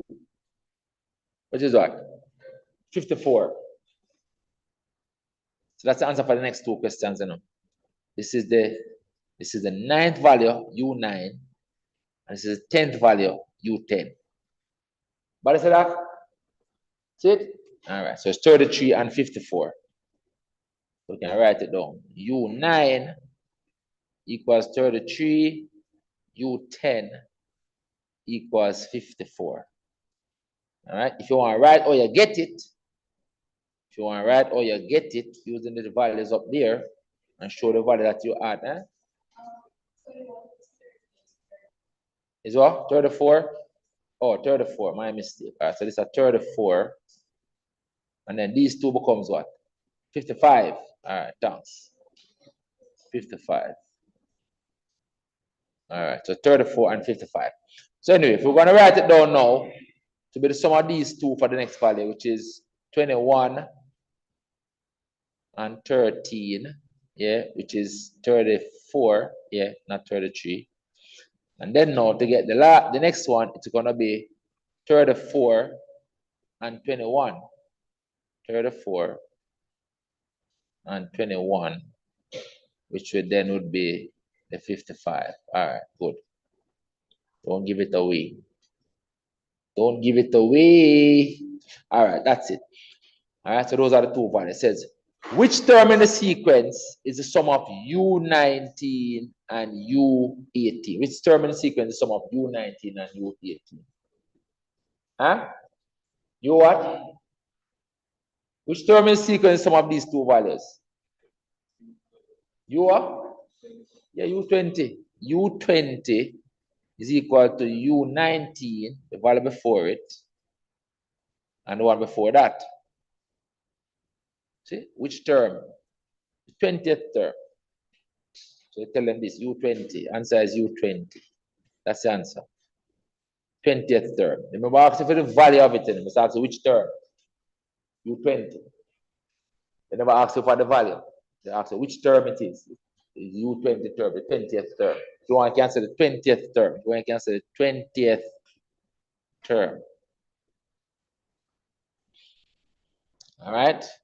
Moving right along. It says now, show that this equals that.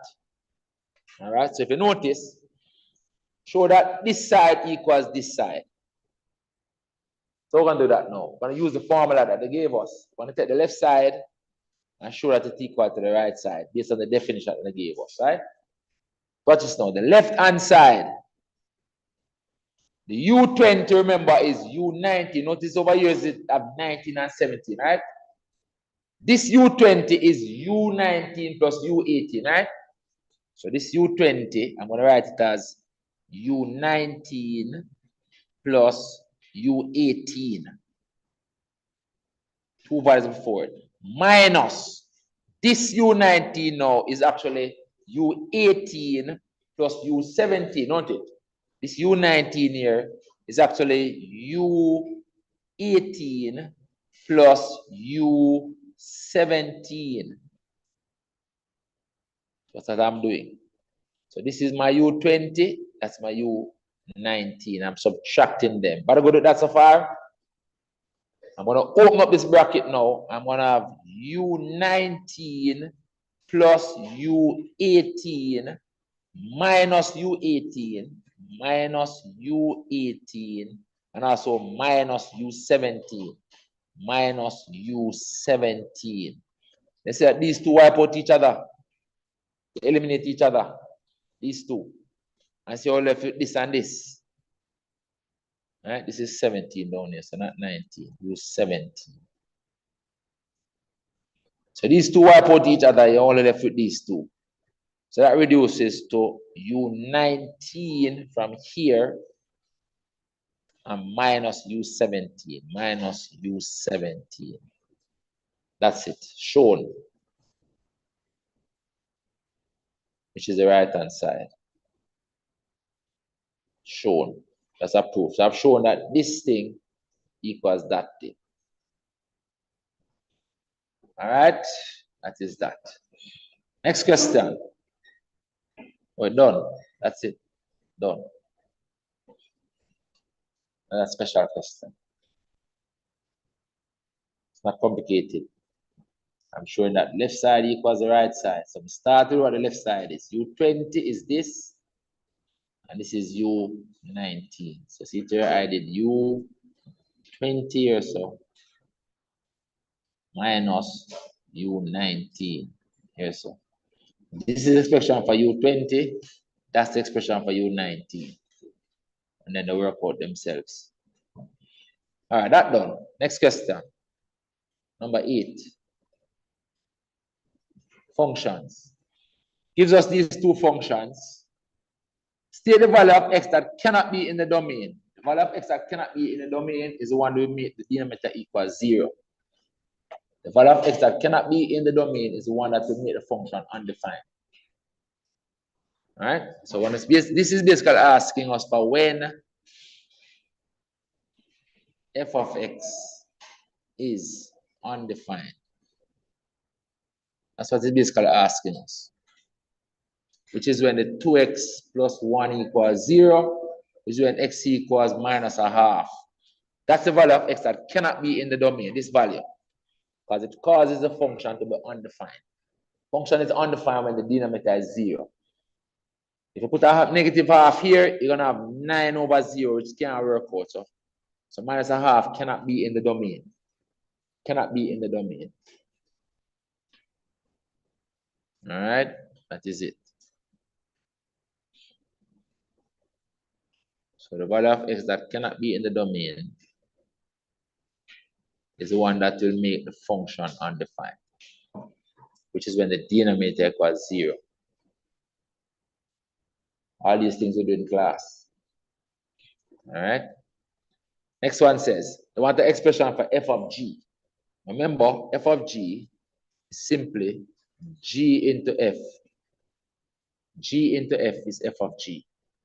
So it means that we're taking this g function and bringing it and put it into the f function where the x is right there. That's what form the f of g. All right, g into f. So we'll do that construction to get the composite function. We're gonna get it equal to 9 over 2 times where the x is, I'm putting x minus 3, adding back the 1. So the x is right here, I put the entire g there. Let's simplify it. 9 over, this is 2x. This is minus 6 plus 1. Minus 6 plus 1. Minus 6 plus 1 is minus 5. That's what we get. That's f of g. G into the f. Easy stuff. Same thing all the time. There's different values, different functions. Same thing. All right. Next one. F to the minus 1. F to the minus 1. I'm going to start by saying f equal. What was f again? F was this one. 9 over 2x plus 1. 9 over 2x plus 1. We're going to inverse this. The f becomes x equals 9 over 2x. Well, the x becomes f to the minus 1 under here. Plus 1. We're trying to make this a subject. That f to the minus 1. I want to take this whole denominator and multiply it up here. I want to take the x and just divide it on the same time. Easy transposition. So we're going to end up with 2 times f to the minus 1 plus 1 equals 9 over x. That's what we're going to get. I want to leave this as a subject. I'm going to add the 1, subtract the 1 first. So I'm going to get 2f to the minus 1 equals 9 over x minus 1. Then to move this 2, I need to divide through by 2 or multiply through by half to get rid of this 2. And I divide through by 2, I'll put another way, I can multiply through by a half. If I multiply through by a half, I'm going to get f to the minus 1 equals, this becomes 9 over 2x. I multiply this by a half, I get 9 over 2x. Minus multiply this by a half, I get half. That is it. That's the answer. Putting back off x now. Done. F to the minus 1 of x. That is it right there. That's the answer. Easy. With another way, you might get an answer looking like 9 minus x all over 2x. Can get that as well. That's if I multiply this by x over x. It will be 9 minus x over 2x. So you could have gotten this as well as your answer. That's it. Anyone they may get is the correct answer. Next question. All right, functions done. This one now. The diagram below shows 2 rectangles, A, B, C, D. That's this big one out here. And G, F, E, D. That's this small shaded one in here. It says A, B, C, D has an area of 44. That's the big one. The big area is 44. All right. Now let's write out the dimensions now. So this dimension is 3x plus 4. This dimension is 3x plus 2. So this dimension is 3x plus 2. And up here is 3x plus 4. And the area is 44. So it means that this times this equals 44. All right, so we know that off the bat as a rectangle. So this times this equals 44.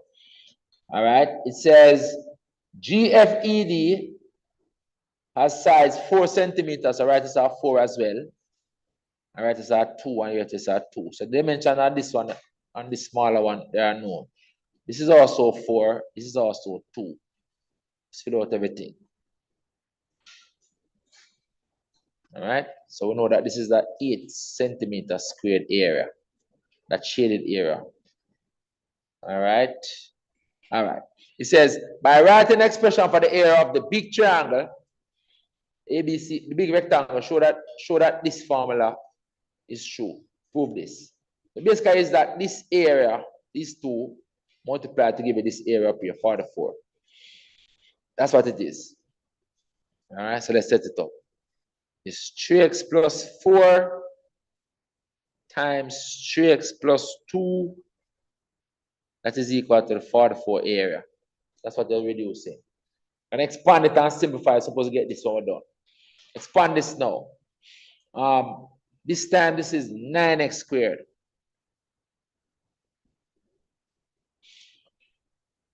Let's do the mathematics like big people.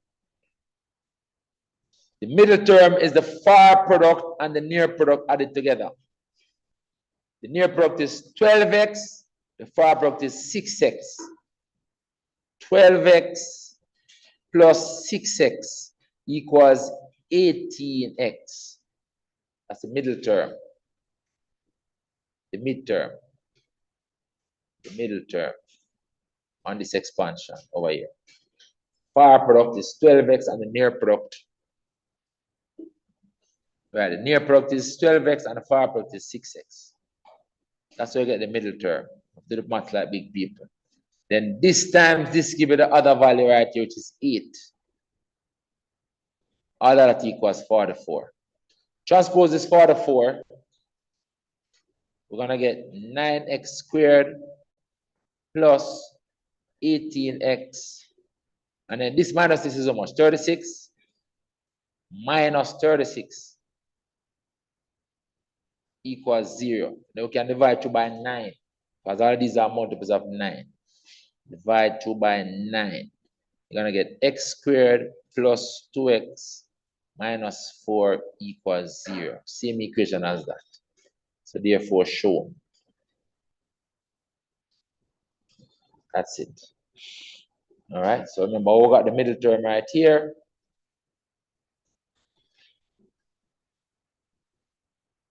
The far product and the near product that gives us this middle term right here. You have to learn mathematics the easy way. Practice to grow. To grow in the subject by doing these things. All right. Let's continue.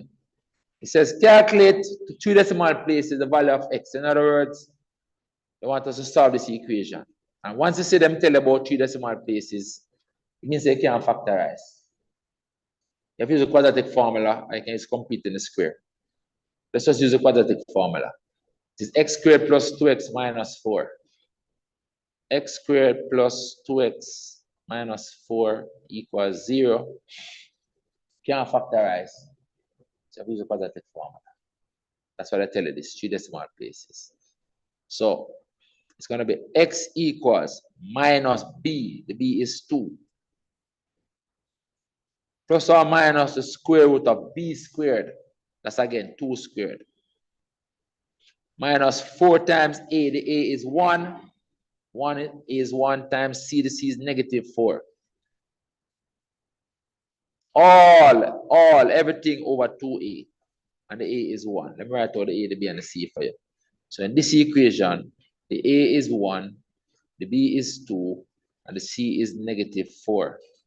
And the formula is minus b plus or minus the square root of b squared minus 4ac. That's a quadratic formula all over 2a. That's what we're using here. All right? These things, just know these things in your head. You have to waste time looking at formula sheets for it. Practice it and know it in your head. So you see, they don't even give a lot of space to work this out. Let's simplify this right here. It's minus 2 plus or minus the square root. Plus or minus the square root of what? Minus 2 plus or minus the square root. What is work out now? This is 4 plus 16. That's 20. All over 2.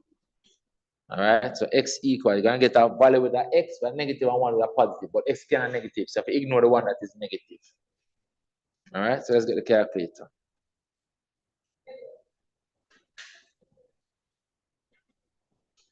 So I'm going to write them and then eliminate, and then say we're not accepting one with negative, right? So it's a fraction, -2. Let's use the minus first, root 20. This is what value it is, all over 2.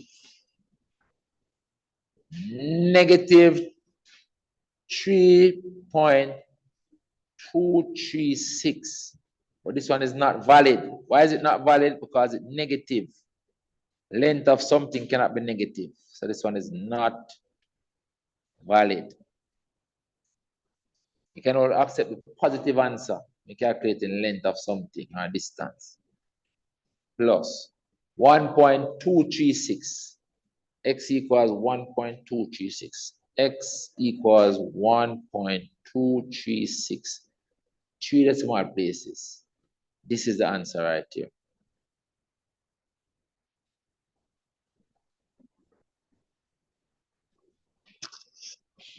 Can't accept the negative for length, for the length of a side. All right, that done. Anything else? Oh, that done. Wow, that's all.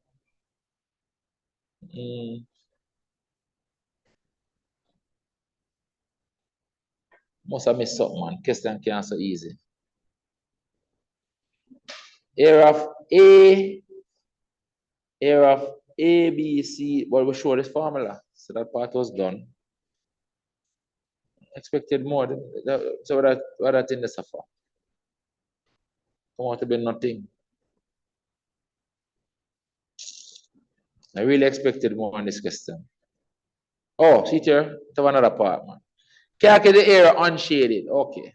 I didn't see this part down this because I wrote in it. I wrote in it. So calculate the area unshaded. Make this a little smaller up here. So. I know there had to be something else. Couldn't stop here. So. All right. So this last part. Calculate the area unshaded. So the area unshaded is going to be the whole area. Huh? Oh? Oh, perimeter. Oh, thanks. Oh, not area. See? That's foolishness. All right. Calculate the perimeter unshaded. All right. So let's look at what we want now. So the perimeter unshaded, majority in the red. It's going to be all of this now. Let's make sure we get all of it right. And let's add them up. That's what I want. Perimeter unshaded. All right. What X to come out to be again? Let's do it in terms of X, right? And then we can put in a value of X at the end. All right, the perimeter unshaded. Let's write it up. So this side up here, so it's 3x. Up here, so it's 3x. 3x plus 2. Over here, so is 3x plus 4. Here, so is 3x. Here, so is 4. Here, so is 2. And here, so is 3x. Can I add it up now? Let's just add it up here. Perimeter unshaded. And then we'll copy it down. Perimeter unshaded equals. Let's start up here, so I'm going to write around. So this side first is 3x plus 2.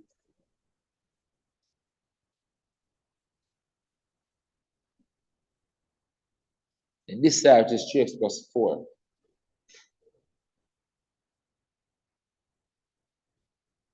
And this is the side here, so which is 3x. Then this side and this side add up to 6. I know those two. Those two add up to 6, right? So you can just do a plus 6 inside here, so.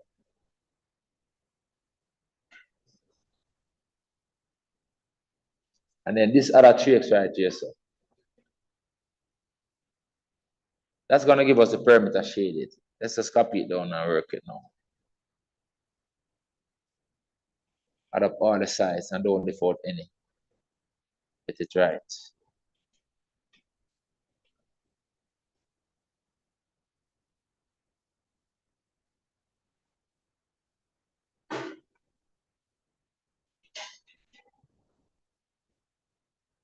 All right, let's add them up now. And then we'll apply the X afterwards. So it's 3x, 3x, 3x, and 3x. 4 of them, right? That's 12x. The numbers now. 6 and 4 are 10, 10 and 2 are 12. Equals, remember the x is 1.236, so I'm going to put 12 times 1.236 plus 12. Write that out and answer is in centimeters. So it's 12 times 1.236 plus 12.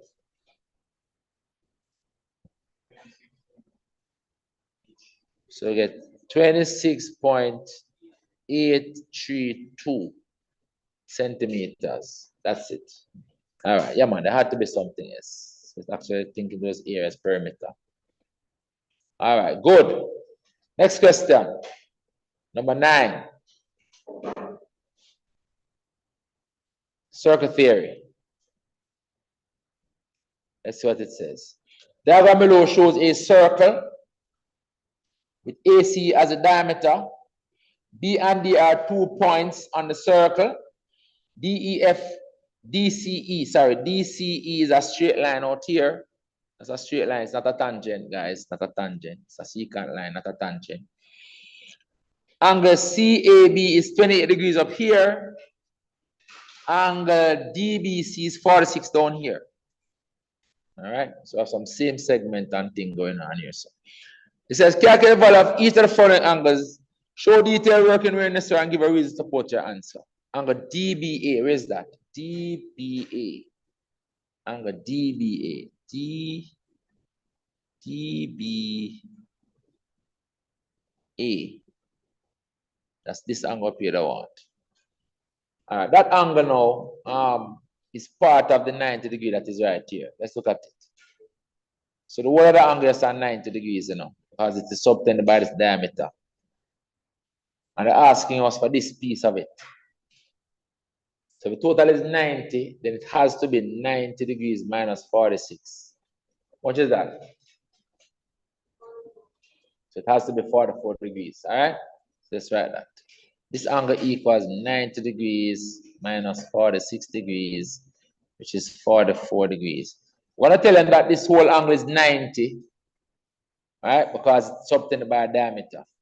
Angle ABC. Reason is that angle ABC equals 90 degrees because it has angle subtended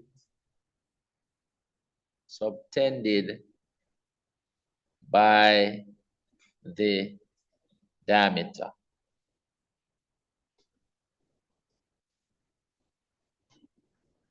That's why it is 44 degrees. But the two of them must give you 90. So this is the piece right here, so it's 44.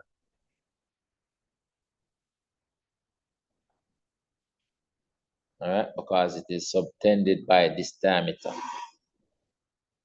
So the whole thing is 90. This piece is 46. So you have 44 left right there. What else the one? Angle what next? Angle DAC. Angle DAC. Where is that now? DAC. That's this angle here. Now that angle is being subtended by this red cord. The same red cord is subtending this angle up here, 46. So angles in the same segment subtended by the same cord are equal. So the angle equal 46 as well. 46, same segment rule. That angle is also 46 because two of them subtended by that cord, the same segment rule. All right, so that is 46. Let's put it on there. So this angle up here that I want is 46. Put it on it as I find it. 46 degrees, this one. Angles in the same segment subtended by the same cord are equal. So the angle that I want right here equals 46 degrees. Angles in the same segment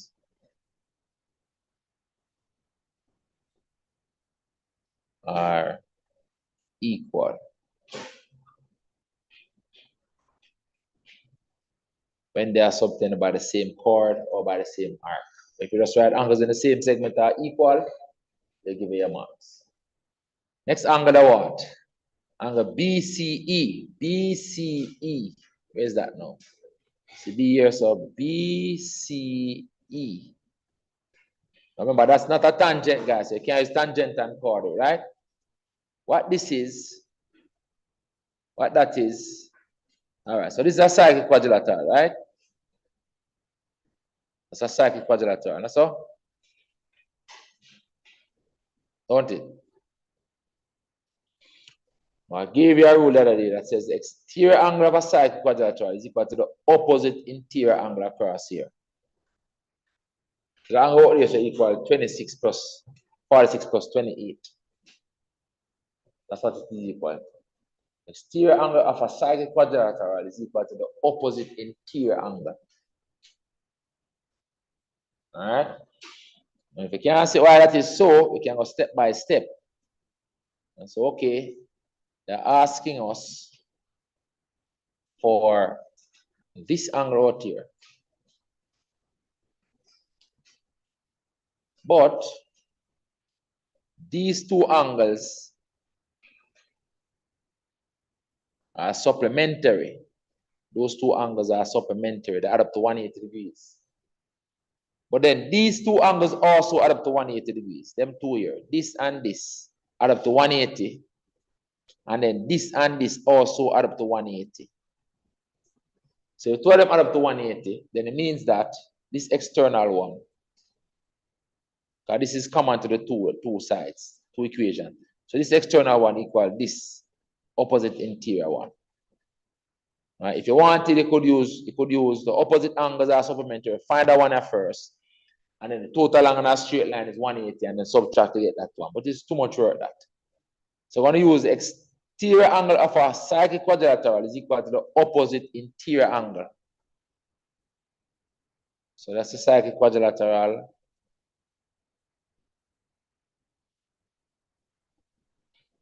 And I'm saying that this angle over here that I'm marking in purple, this exterior angle, is equal to the opposite interior angle over here.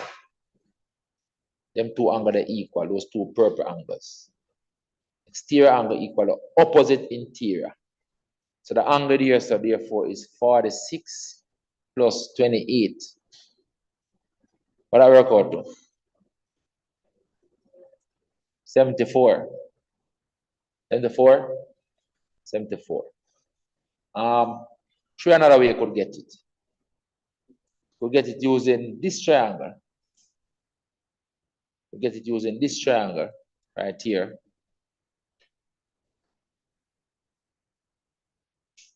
Then that way, you know, you said this exterior angle is equal to the sum of the two opposite interior, but this angle would have to be 28. Why is this angle 28? Because it's the same segment with this one, 28 as well. So you still be adding the 28 and the 42 to get it. Anyway, look at it, it's the same thing. All right, let's try that. So it's 74. All right, so it's equal to the 46 and the 28. So this angle down here is equal to 46 degrees plus 28 degrees, which is 74 degrees. We're going to use a rule that says the opposite,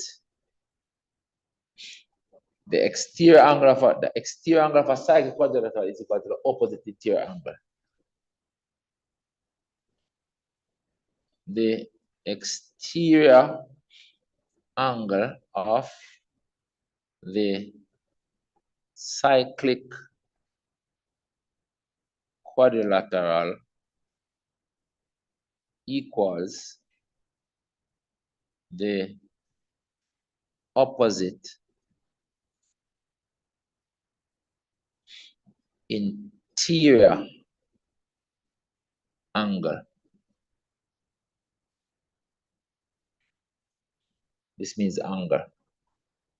Exterior angle equals the opposite interior angle. You can see it on the diagram. Right? That's a blue cyclic quadrilateral. This is an exterior angle. It is equal to the opposite interior angle, which is a 46 plus 28. That's purple angle equal. They are equal. That finishes that question. Let's put this in blue. Everybody loves the things you do. All right. Then we'll come to this part now, which looks like sine rule and cosine rule. It's in section 2 and it's tricks. Sine rule and cosine rule. That's the right hand triangle here, so work out our good too.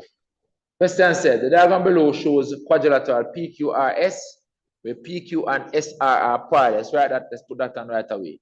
PQ and SR are parallel. So that's this one is parallel to this one. So you may say you have Z angles right here. So you may say this angle is 30 degrees up there. Alternate angles. So you put that in right away. As you find it, as you know that information, you put it on right away. I'm putting on the arrows to show that they are parallel. Putting in this 30 degrees here for the Z angles. Let's put it on there. Populate it as you know it. Right? So this is 90.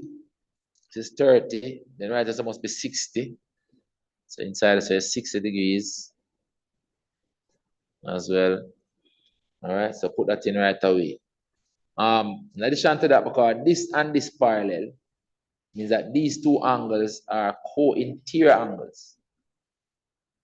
Because this is like a U angle. See? This and that forms a U. Once you have parallel lines, you have a straight line like that, like you form a U. All right, so what are the angle up here, so and this one add up to 180. All right, so we can do that as well. So all of this angle to the U here, so down on this line, back up here. So all of that goes to on that one. So should have said all of this and this add up to 180.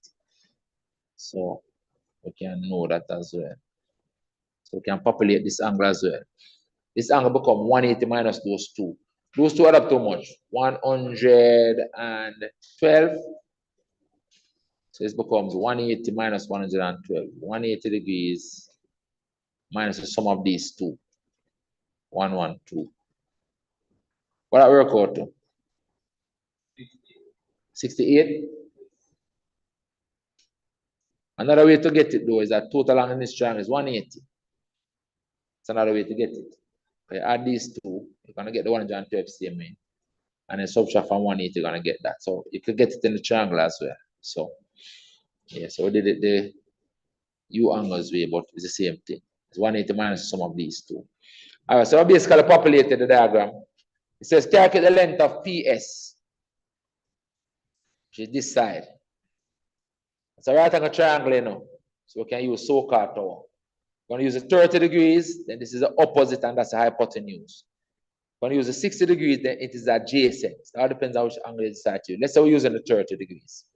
So working in this triangle, right angle triangle, so we can use so-called tower in it. So we're going to use sine of 30 degrees. This is the opposite. This is the hypotenuse because it's the opposite the 90. The hypotenuse is opposite the 90. So see here now, the sine of 30 degrees equals the opposite side of PS over the hypotenuse, which is 8.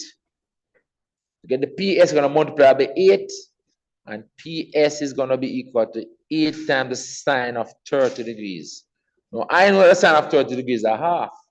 Half of 8 is 4. So PS is 4 centimeters. All right, so PS is 4 centimeters. As you find it, put it on the diagram. So this side is 4 centimeters. We don't know if we might need it. All right, put the equal in front of it since we worked it out. Next one, the length of PQ. All right, let's see PQ on the diagram now. PQ. PQ is this side. So now we can use Pythagoras' theorem for it. Or we can use cos of this angle. But we can use Pythagoras' theorem because we now have two sides in the right angle triangle. You can find that one. Pythagoras' theorem. Let's use Pythagoras' theorem. So it's going to be that PQ becomes equal to the square root of the hypotenuse squared minus the other side squared. Pythagoras theorem. It was PS like that. Hypotenuse squared minus the other side squared. Let's work out the exact value for this. This is 64 minus 16. What I work out to? 64 minus 16. Huh? 48. So it becomes the square root of 48 centimeters. I'm leaving it like that so it stays exact. All right? I could put 4 times 12, 16 times, that's 16 times 3. Could put 4 times the square root of 3. But can't leave it like that. Yeah, 4 times the square root of 3, that's the same, to simplify. Next part says the area of PQRS. Area of PQRS. Now, PQRS is the whole trapezium. Let's see. PQRS. PQRS is area of the whole trapezium. So to get the area of the trapezium, we're going to use a formula that says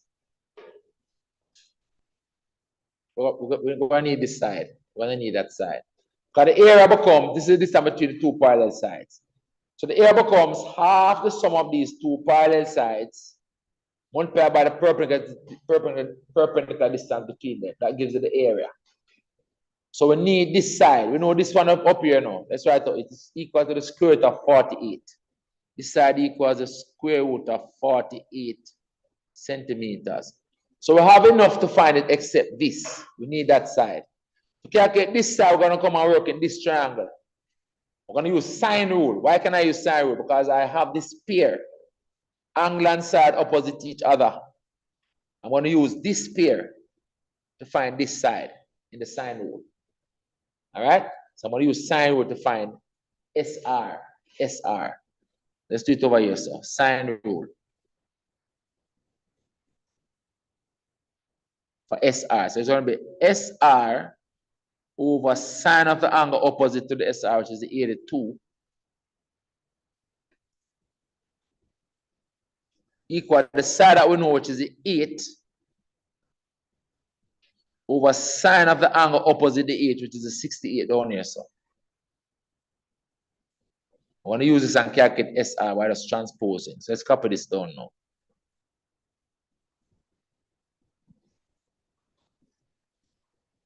All right, let's do it down here. We're going to need SR.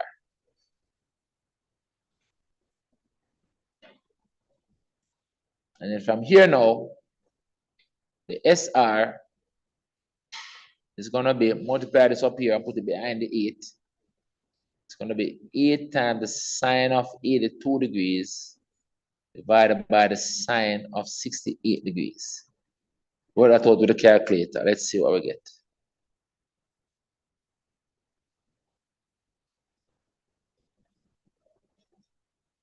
All right, so it's fraction 8 sine 82 over sine 68. I'll get 8.54. Work with 3 significant figures. 8.54. So I'm going to write 8.54. 8.54 centimeters. All right, that's up here. So this side is now 8.54. Yeah. So no, you get something different. Huh? You do the same calculation, get something different. Check it. Come my calculator. I think I've been the right thing. Somebody else do it. 8.54 centimeters. So now that we have these two sides that are parallel and the distance between them, we can find the area. Area of a trapezium is half the sum of the parallel sides multiplied by the perpendicular distance between them. Johnson. All right. So let's write it over here. So the area, you get it now? The area is equal to half the sum of the parallel sides, which is this and that. 8.54 plus the root 48 And you multiply that now with the distance between them. Times the distance between them, which is this 4. The perpendicular distance between them. That's why you get the area of a trapezium. Half the sum of the parallel sides. 8.54. And this side we left it as root 48.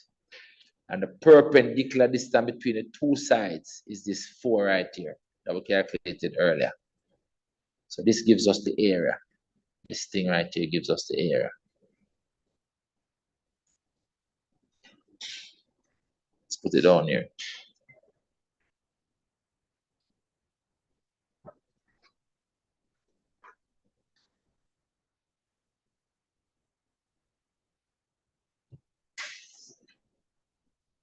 Now let's work this out with the calculator. So it's half 0.5 times 8.54 plus the square root of 48 close bracket times 4. That's 30.9. 3 significant figures is 30.9. 30.9 centimeters squared is the area of that trapezium. All right, area PQRS. That gives it the area. This is a trapezium. It has one pair of parallel sides. What good at that? Online, okay? Online gone? Online Yes, No, sir. sir. Sir. Oh, it's still there. Okay, good. Yes, sir.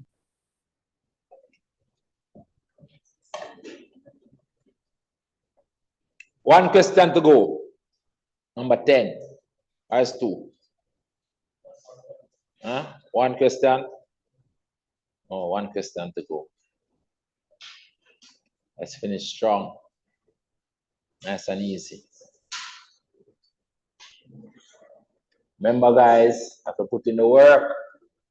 Anything you get wrong, anything you didn't do, anything you skipped over, you're going to do it now. The video is going to be in the group of this session. Use the video to help you. Redo the question. You have to put in the work, you want the result. Pass mark moving up next week. And have to move with the pass mark. And have to move with the pass mark. So that when the exam comes, we reach 95%. So have to move with the pass mark. The only way to keep improving is to do what I tell you. If you do what I tell you, you will improve. I keep learning from your mistakes, and you see the questions repeating. Questions very similar. All right. So as you get through those 24 mock exams, get to the 95%. But you have to do the work, which is to redo the questions that you get wrong, or do the questions that you did not do. If you have to do a question 5 times, you do it 5 times. Till you can work it right through by yourself. All right. You have to put in the work, guys. All right, put in the work, you'll be happy with the exam results at the end of the day. That's what everybody wants. All right, I want to be happy with your results. You must want to be happy with your own results. This question, so must find this product. So give us these 2 matrices to multiply. One is a 2 by 2, and one is a column matrix. So multiply the rows of the first matrix with the 1 column. So you must know now that this is going to give you a 1 column matrix with 2 values. All right, must know that by now. Let's get the red and do it. 2 values. So the first value here, it is in the first row and the 1 column. So to get it, we multiply this first row by that 1 column. When you multiply a row and a column again, you multiply the first element in the row by the first element in the column. And they add that to the product of the second element in the row and the second element in the column. First element times first element, first element times first element, second element times second element. First element times first element, second element times second element. So it's -1 times k, that's minus k, and 3 times 5 is 15. I made the pen a little smaller, a little bit too thick. Right, so minus 1 times k is negative k. 3 times 5 is 15. So you add 15 to that. Then this value here now, it is in the second row, 1 column. So you multiply this second row with the 1 column. Same way again. First element times first element. Second element times second element. First element times first element. Second element times second element. 4 times k and h times 5. 4 times k is 4k. H times 5, same as 5 times h is 5h.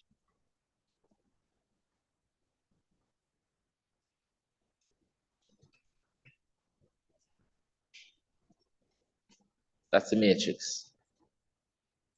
All right, that's it. That's the answer right there. Next part says, hence, find the value of h and k which satisfy this matrices equation. What they're basically saying is that this product that we just worked out right here, which gave us that, is now equal to 0, 0. So in essence, what it is saying is that this matrix is 0, 0. So let's copy it down and put it equal 0, 0. So it means that this matrix, this is the resulting product of this and that, you know. It is telling us that it is 0, 0. It means that this value equals 0. So it means that minus k plus 15 equals 0. Transpose the k, make it positive, so that the k equals 15. It's also saying that this equals 0 as well. So for k plus 5h is also equal to 0. But the k is 15 right here. So it's 4 times 15 plus 5h equals 0.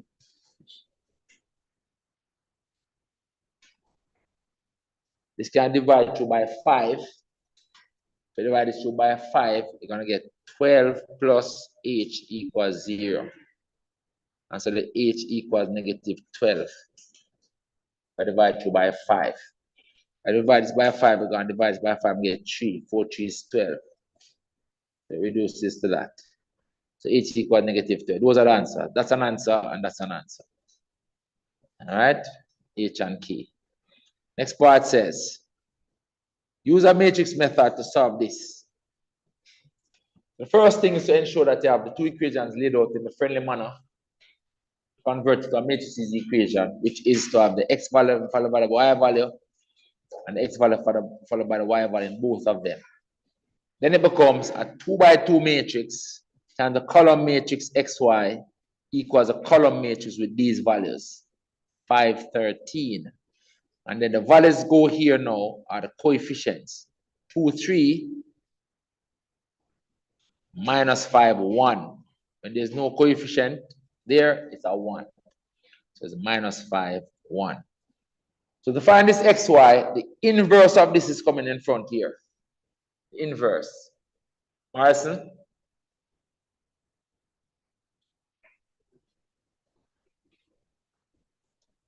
Morrison, your mother ever see you? Your mother ever see you? A smile, where you watch? I'm going to tell your mother this, man. Serious. I'm going to tell her, no, I'm going to tell her, I'm going to tell her. Because that is the problem. The parents stay at home and they think the teacher in the class now, don't know. And now as soon as in class, I watch something and I smile while I try to explain something to you. I'm going to give you a question that you can't do it. No, what? No, what? When you come to class, you give you undivided attention. Sure, so where you watch can watch when the class done. Sure. Expect better than that from you in particular, man. You more than anybody else expect better from. Come on, man. Most family member you have passed with the class are very successful. What you want to do? Eh? Come on, man.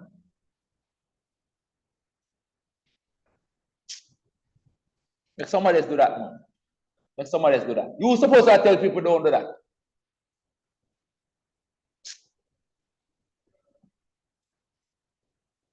Next one.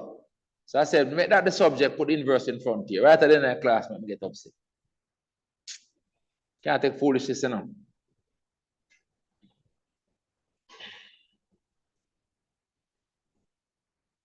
This is to the -1.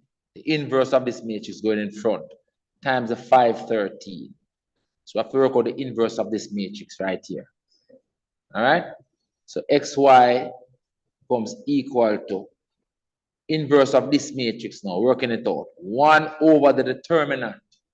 The determinant is this product, which is 2 times 1, minus this product, which is -15. So you're subtracting a -15. So this becomes a 17. Let me write it under here in red. Minus a plus, it becomes a 17. So this is really 17. You can put up an example paper like that. Minus a plus. 2 and 15 are 17. Then we're doing the adjoint matrix. Interchange the elements on that first diagonal. Interchange them. 1, 2. Leave these 2 other elements on the second diagonal where they are. Change the sign. This becomes a -3. This becomes a +5. That's the inverse right there now. And we're multiplying that back by the 530. 530. Then generally speaking, you would do this calculation first and leave the fraction for last. Right? Work with the whole numbers first. And so xy then becomes equal to 1 over 17 it becomes. And we're multiplying these 2 now. We're going to get a column matrix again with 2 values. So the same process again, all over again.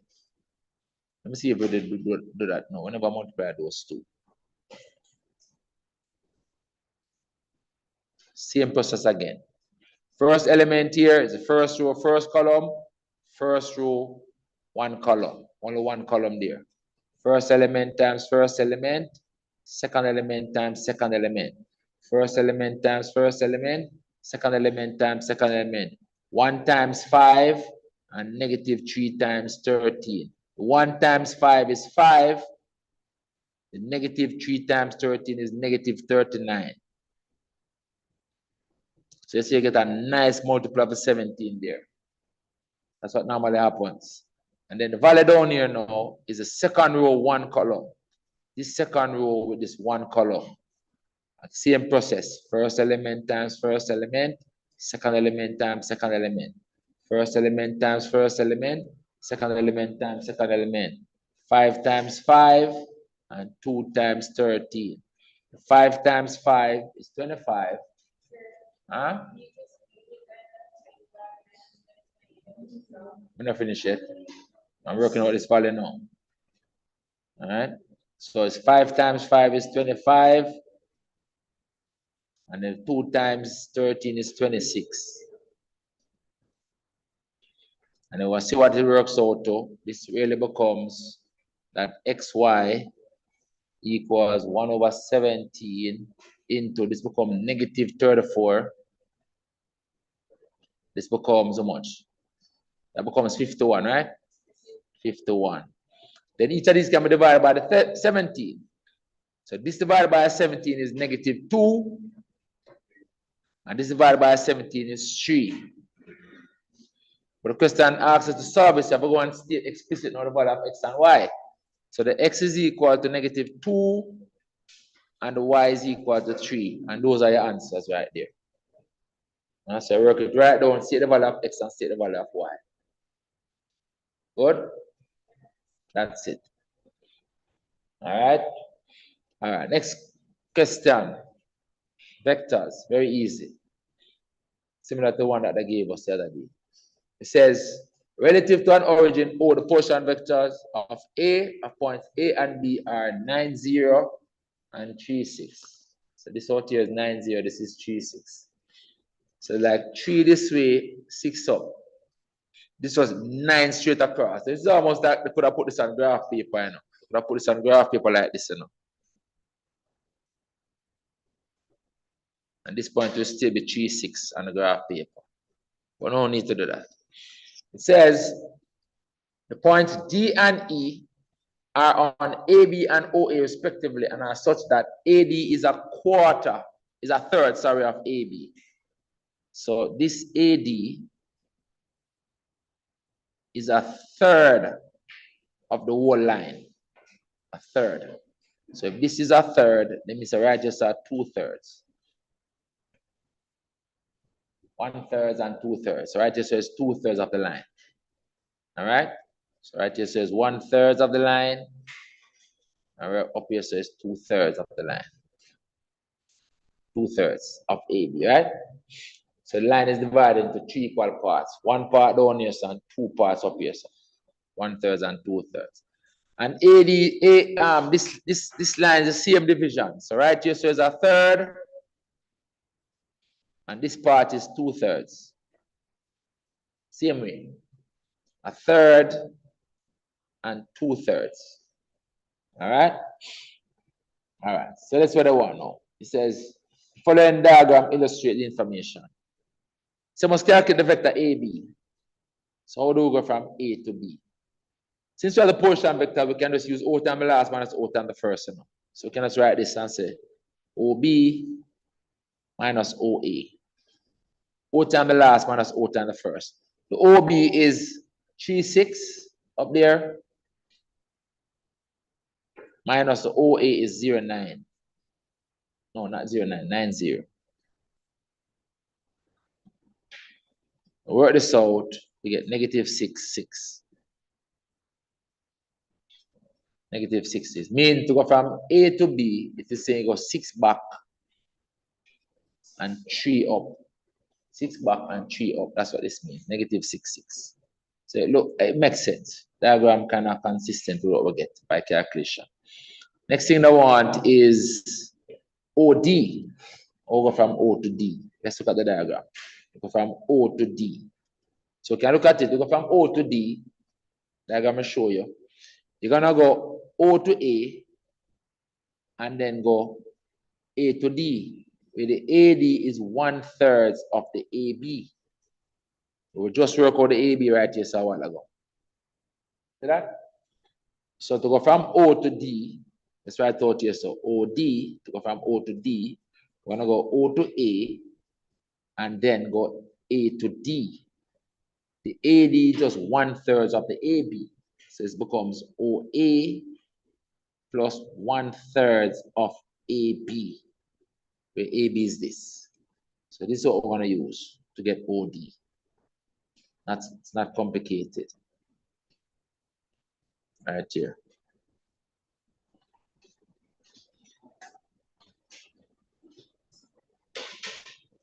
Put it in the values now. So the OA is 90.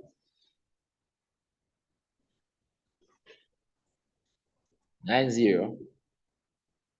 And a third of AB, which was -6,6. That's what we're working out. -6,6. So it becomes 90 and then -2,2. The third of -6 is -2. Third of 6 is 2. This works out to be 7,2. 7,2. OD comes out to be 7,2. Let's check if it makes sense. 7,2. Right? So that is basically saying must go 7 this way. Go from O to D. Must go 7 this way. And 2 up. That looks like 7 for real. And that looks like 2. So I can accept an answer like that. 7,2. All right. Let's continue. BE. Let's look at the diagram. We'll go from B to E now. From B to E. Go from B to E. That's just gonna be -6, you know. Answer is just gonna be -6. 0, -6. If you were to calculate it, you say go from B to O to E, sorry. BE. So use a portion vector, we have it, you know. See here we have OE, is a third OA. So okay, use O times the last minus O times the first. Let's write it out. BE. BE is OE minus OB. O times the last minus O times the first. But the OE is 1/3 of OA. 1/3 of OA minus OB, and the OB is 3/6. That's why about OB for now. Putting in the values now. Is 1/3 of 90. Because the OA is 90 minus the OB, which is 3/6. This becomes 30 minus 3/6, see? -6. Which becomes 0 minus 6. 0 minus 6. Because to go from B to E, you just come down 6 like this. Come down 6. So you see, calculation not telling any lies. Calculation diagram match. Let's copy this now. Right here. Question done, paper done.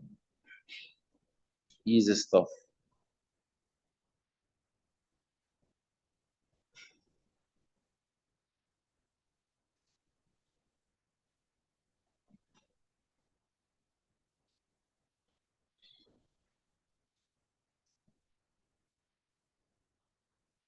That's it.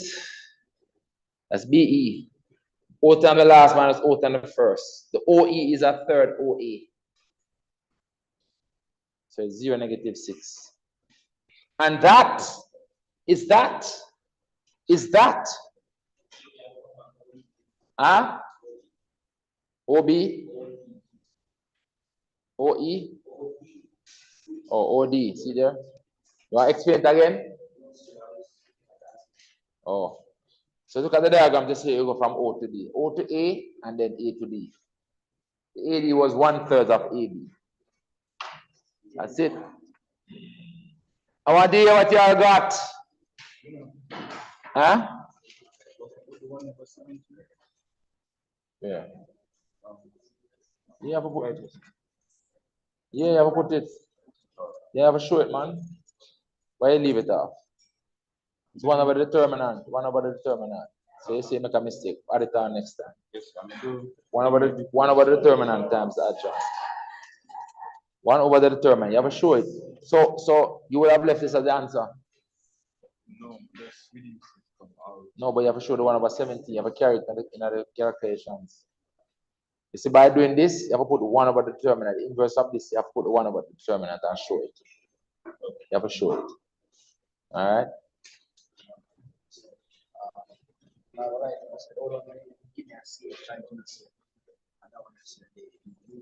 Yeah, that one they give a lot of people problems.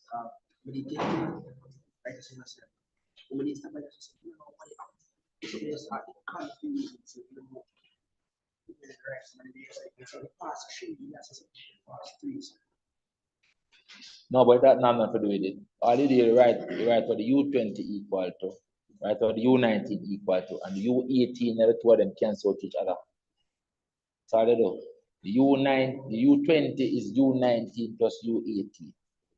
The U1 is 19 is U18 plus U17. And a subtract, you subtract them. Because this have U18 in it, and this also have U18 in it. They cancel each other. That's what happened. So which one? A B up here, sir. This one? Because we can use that all the time. O times the last minus O times the first. I normally use this when I know the position vectors. So if they ask for PQ, I'm going to know the position vector of P, and I also know the position vector of Q. I'm going to do OQ minus OP. Last minus first. Right? It's a good way to get displacement vector when you know the position vectors. O times the last minus O times the first. Our stay online, guys. Online, our stay.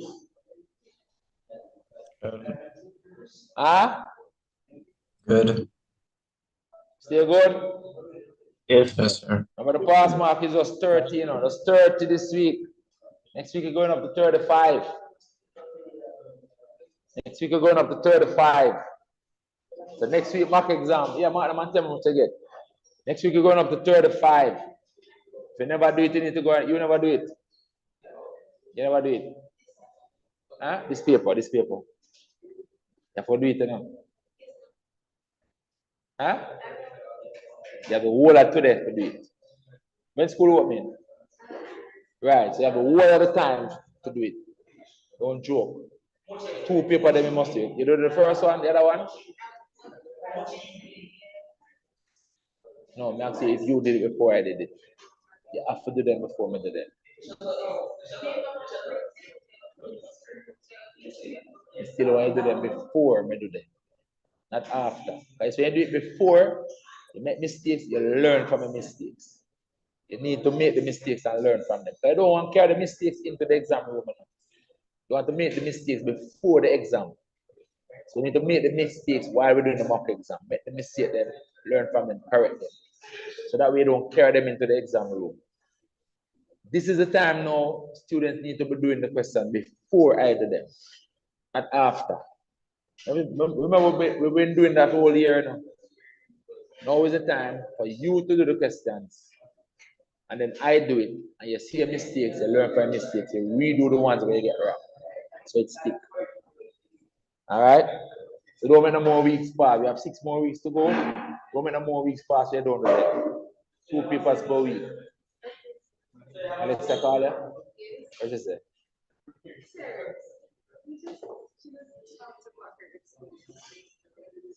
Oh, you don't have similar experience. Well, yeah, I guess. How much is telling me stuff that she never really applied it with math? I was supposed to. Also told me that you course turns to math. So,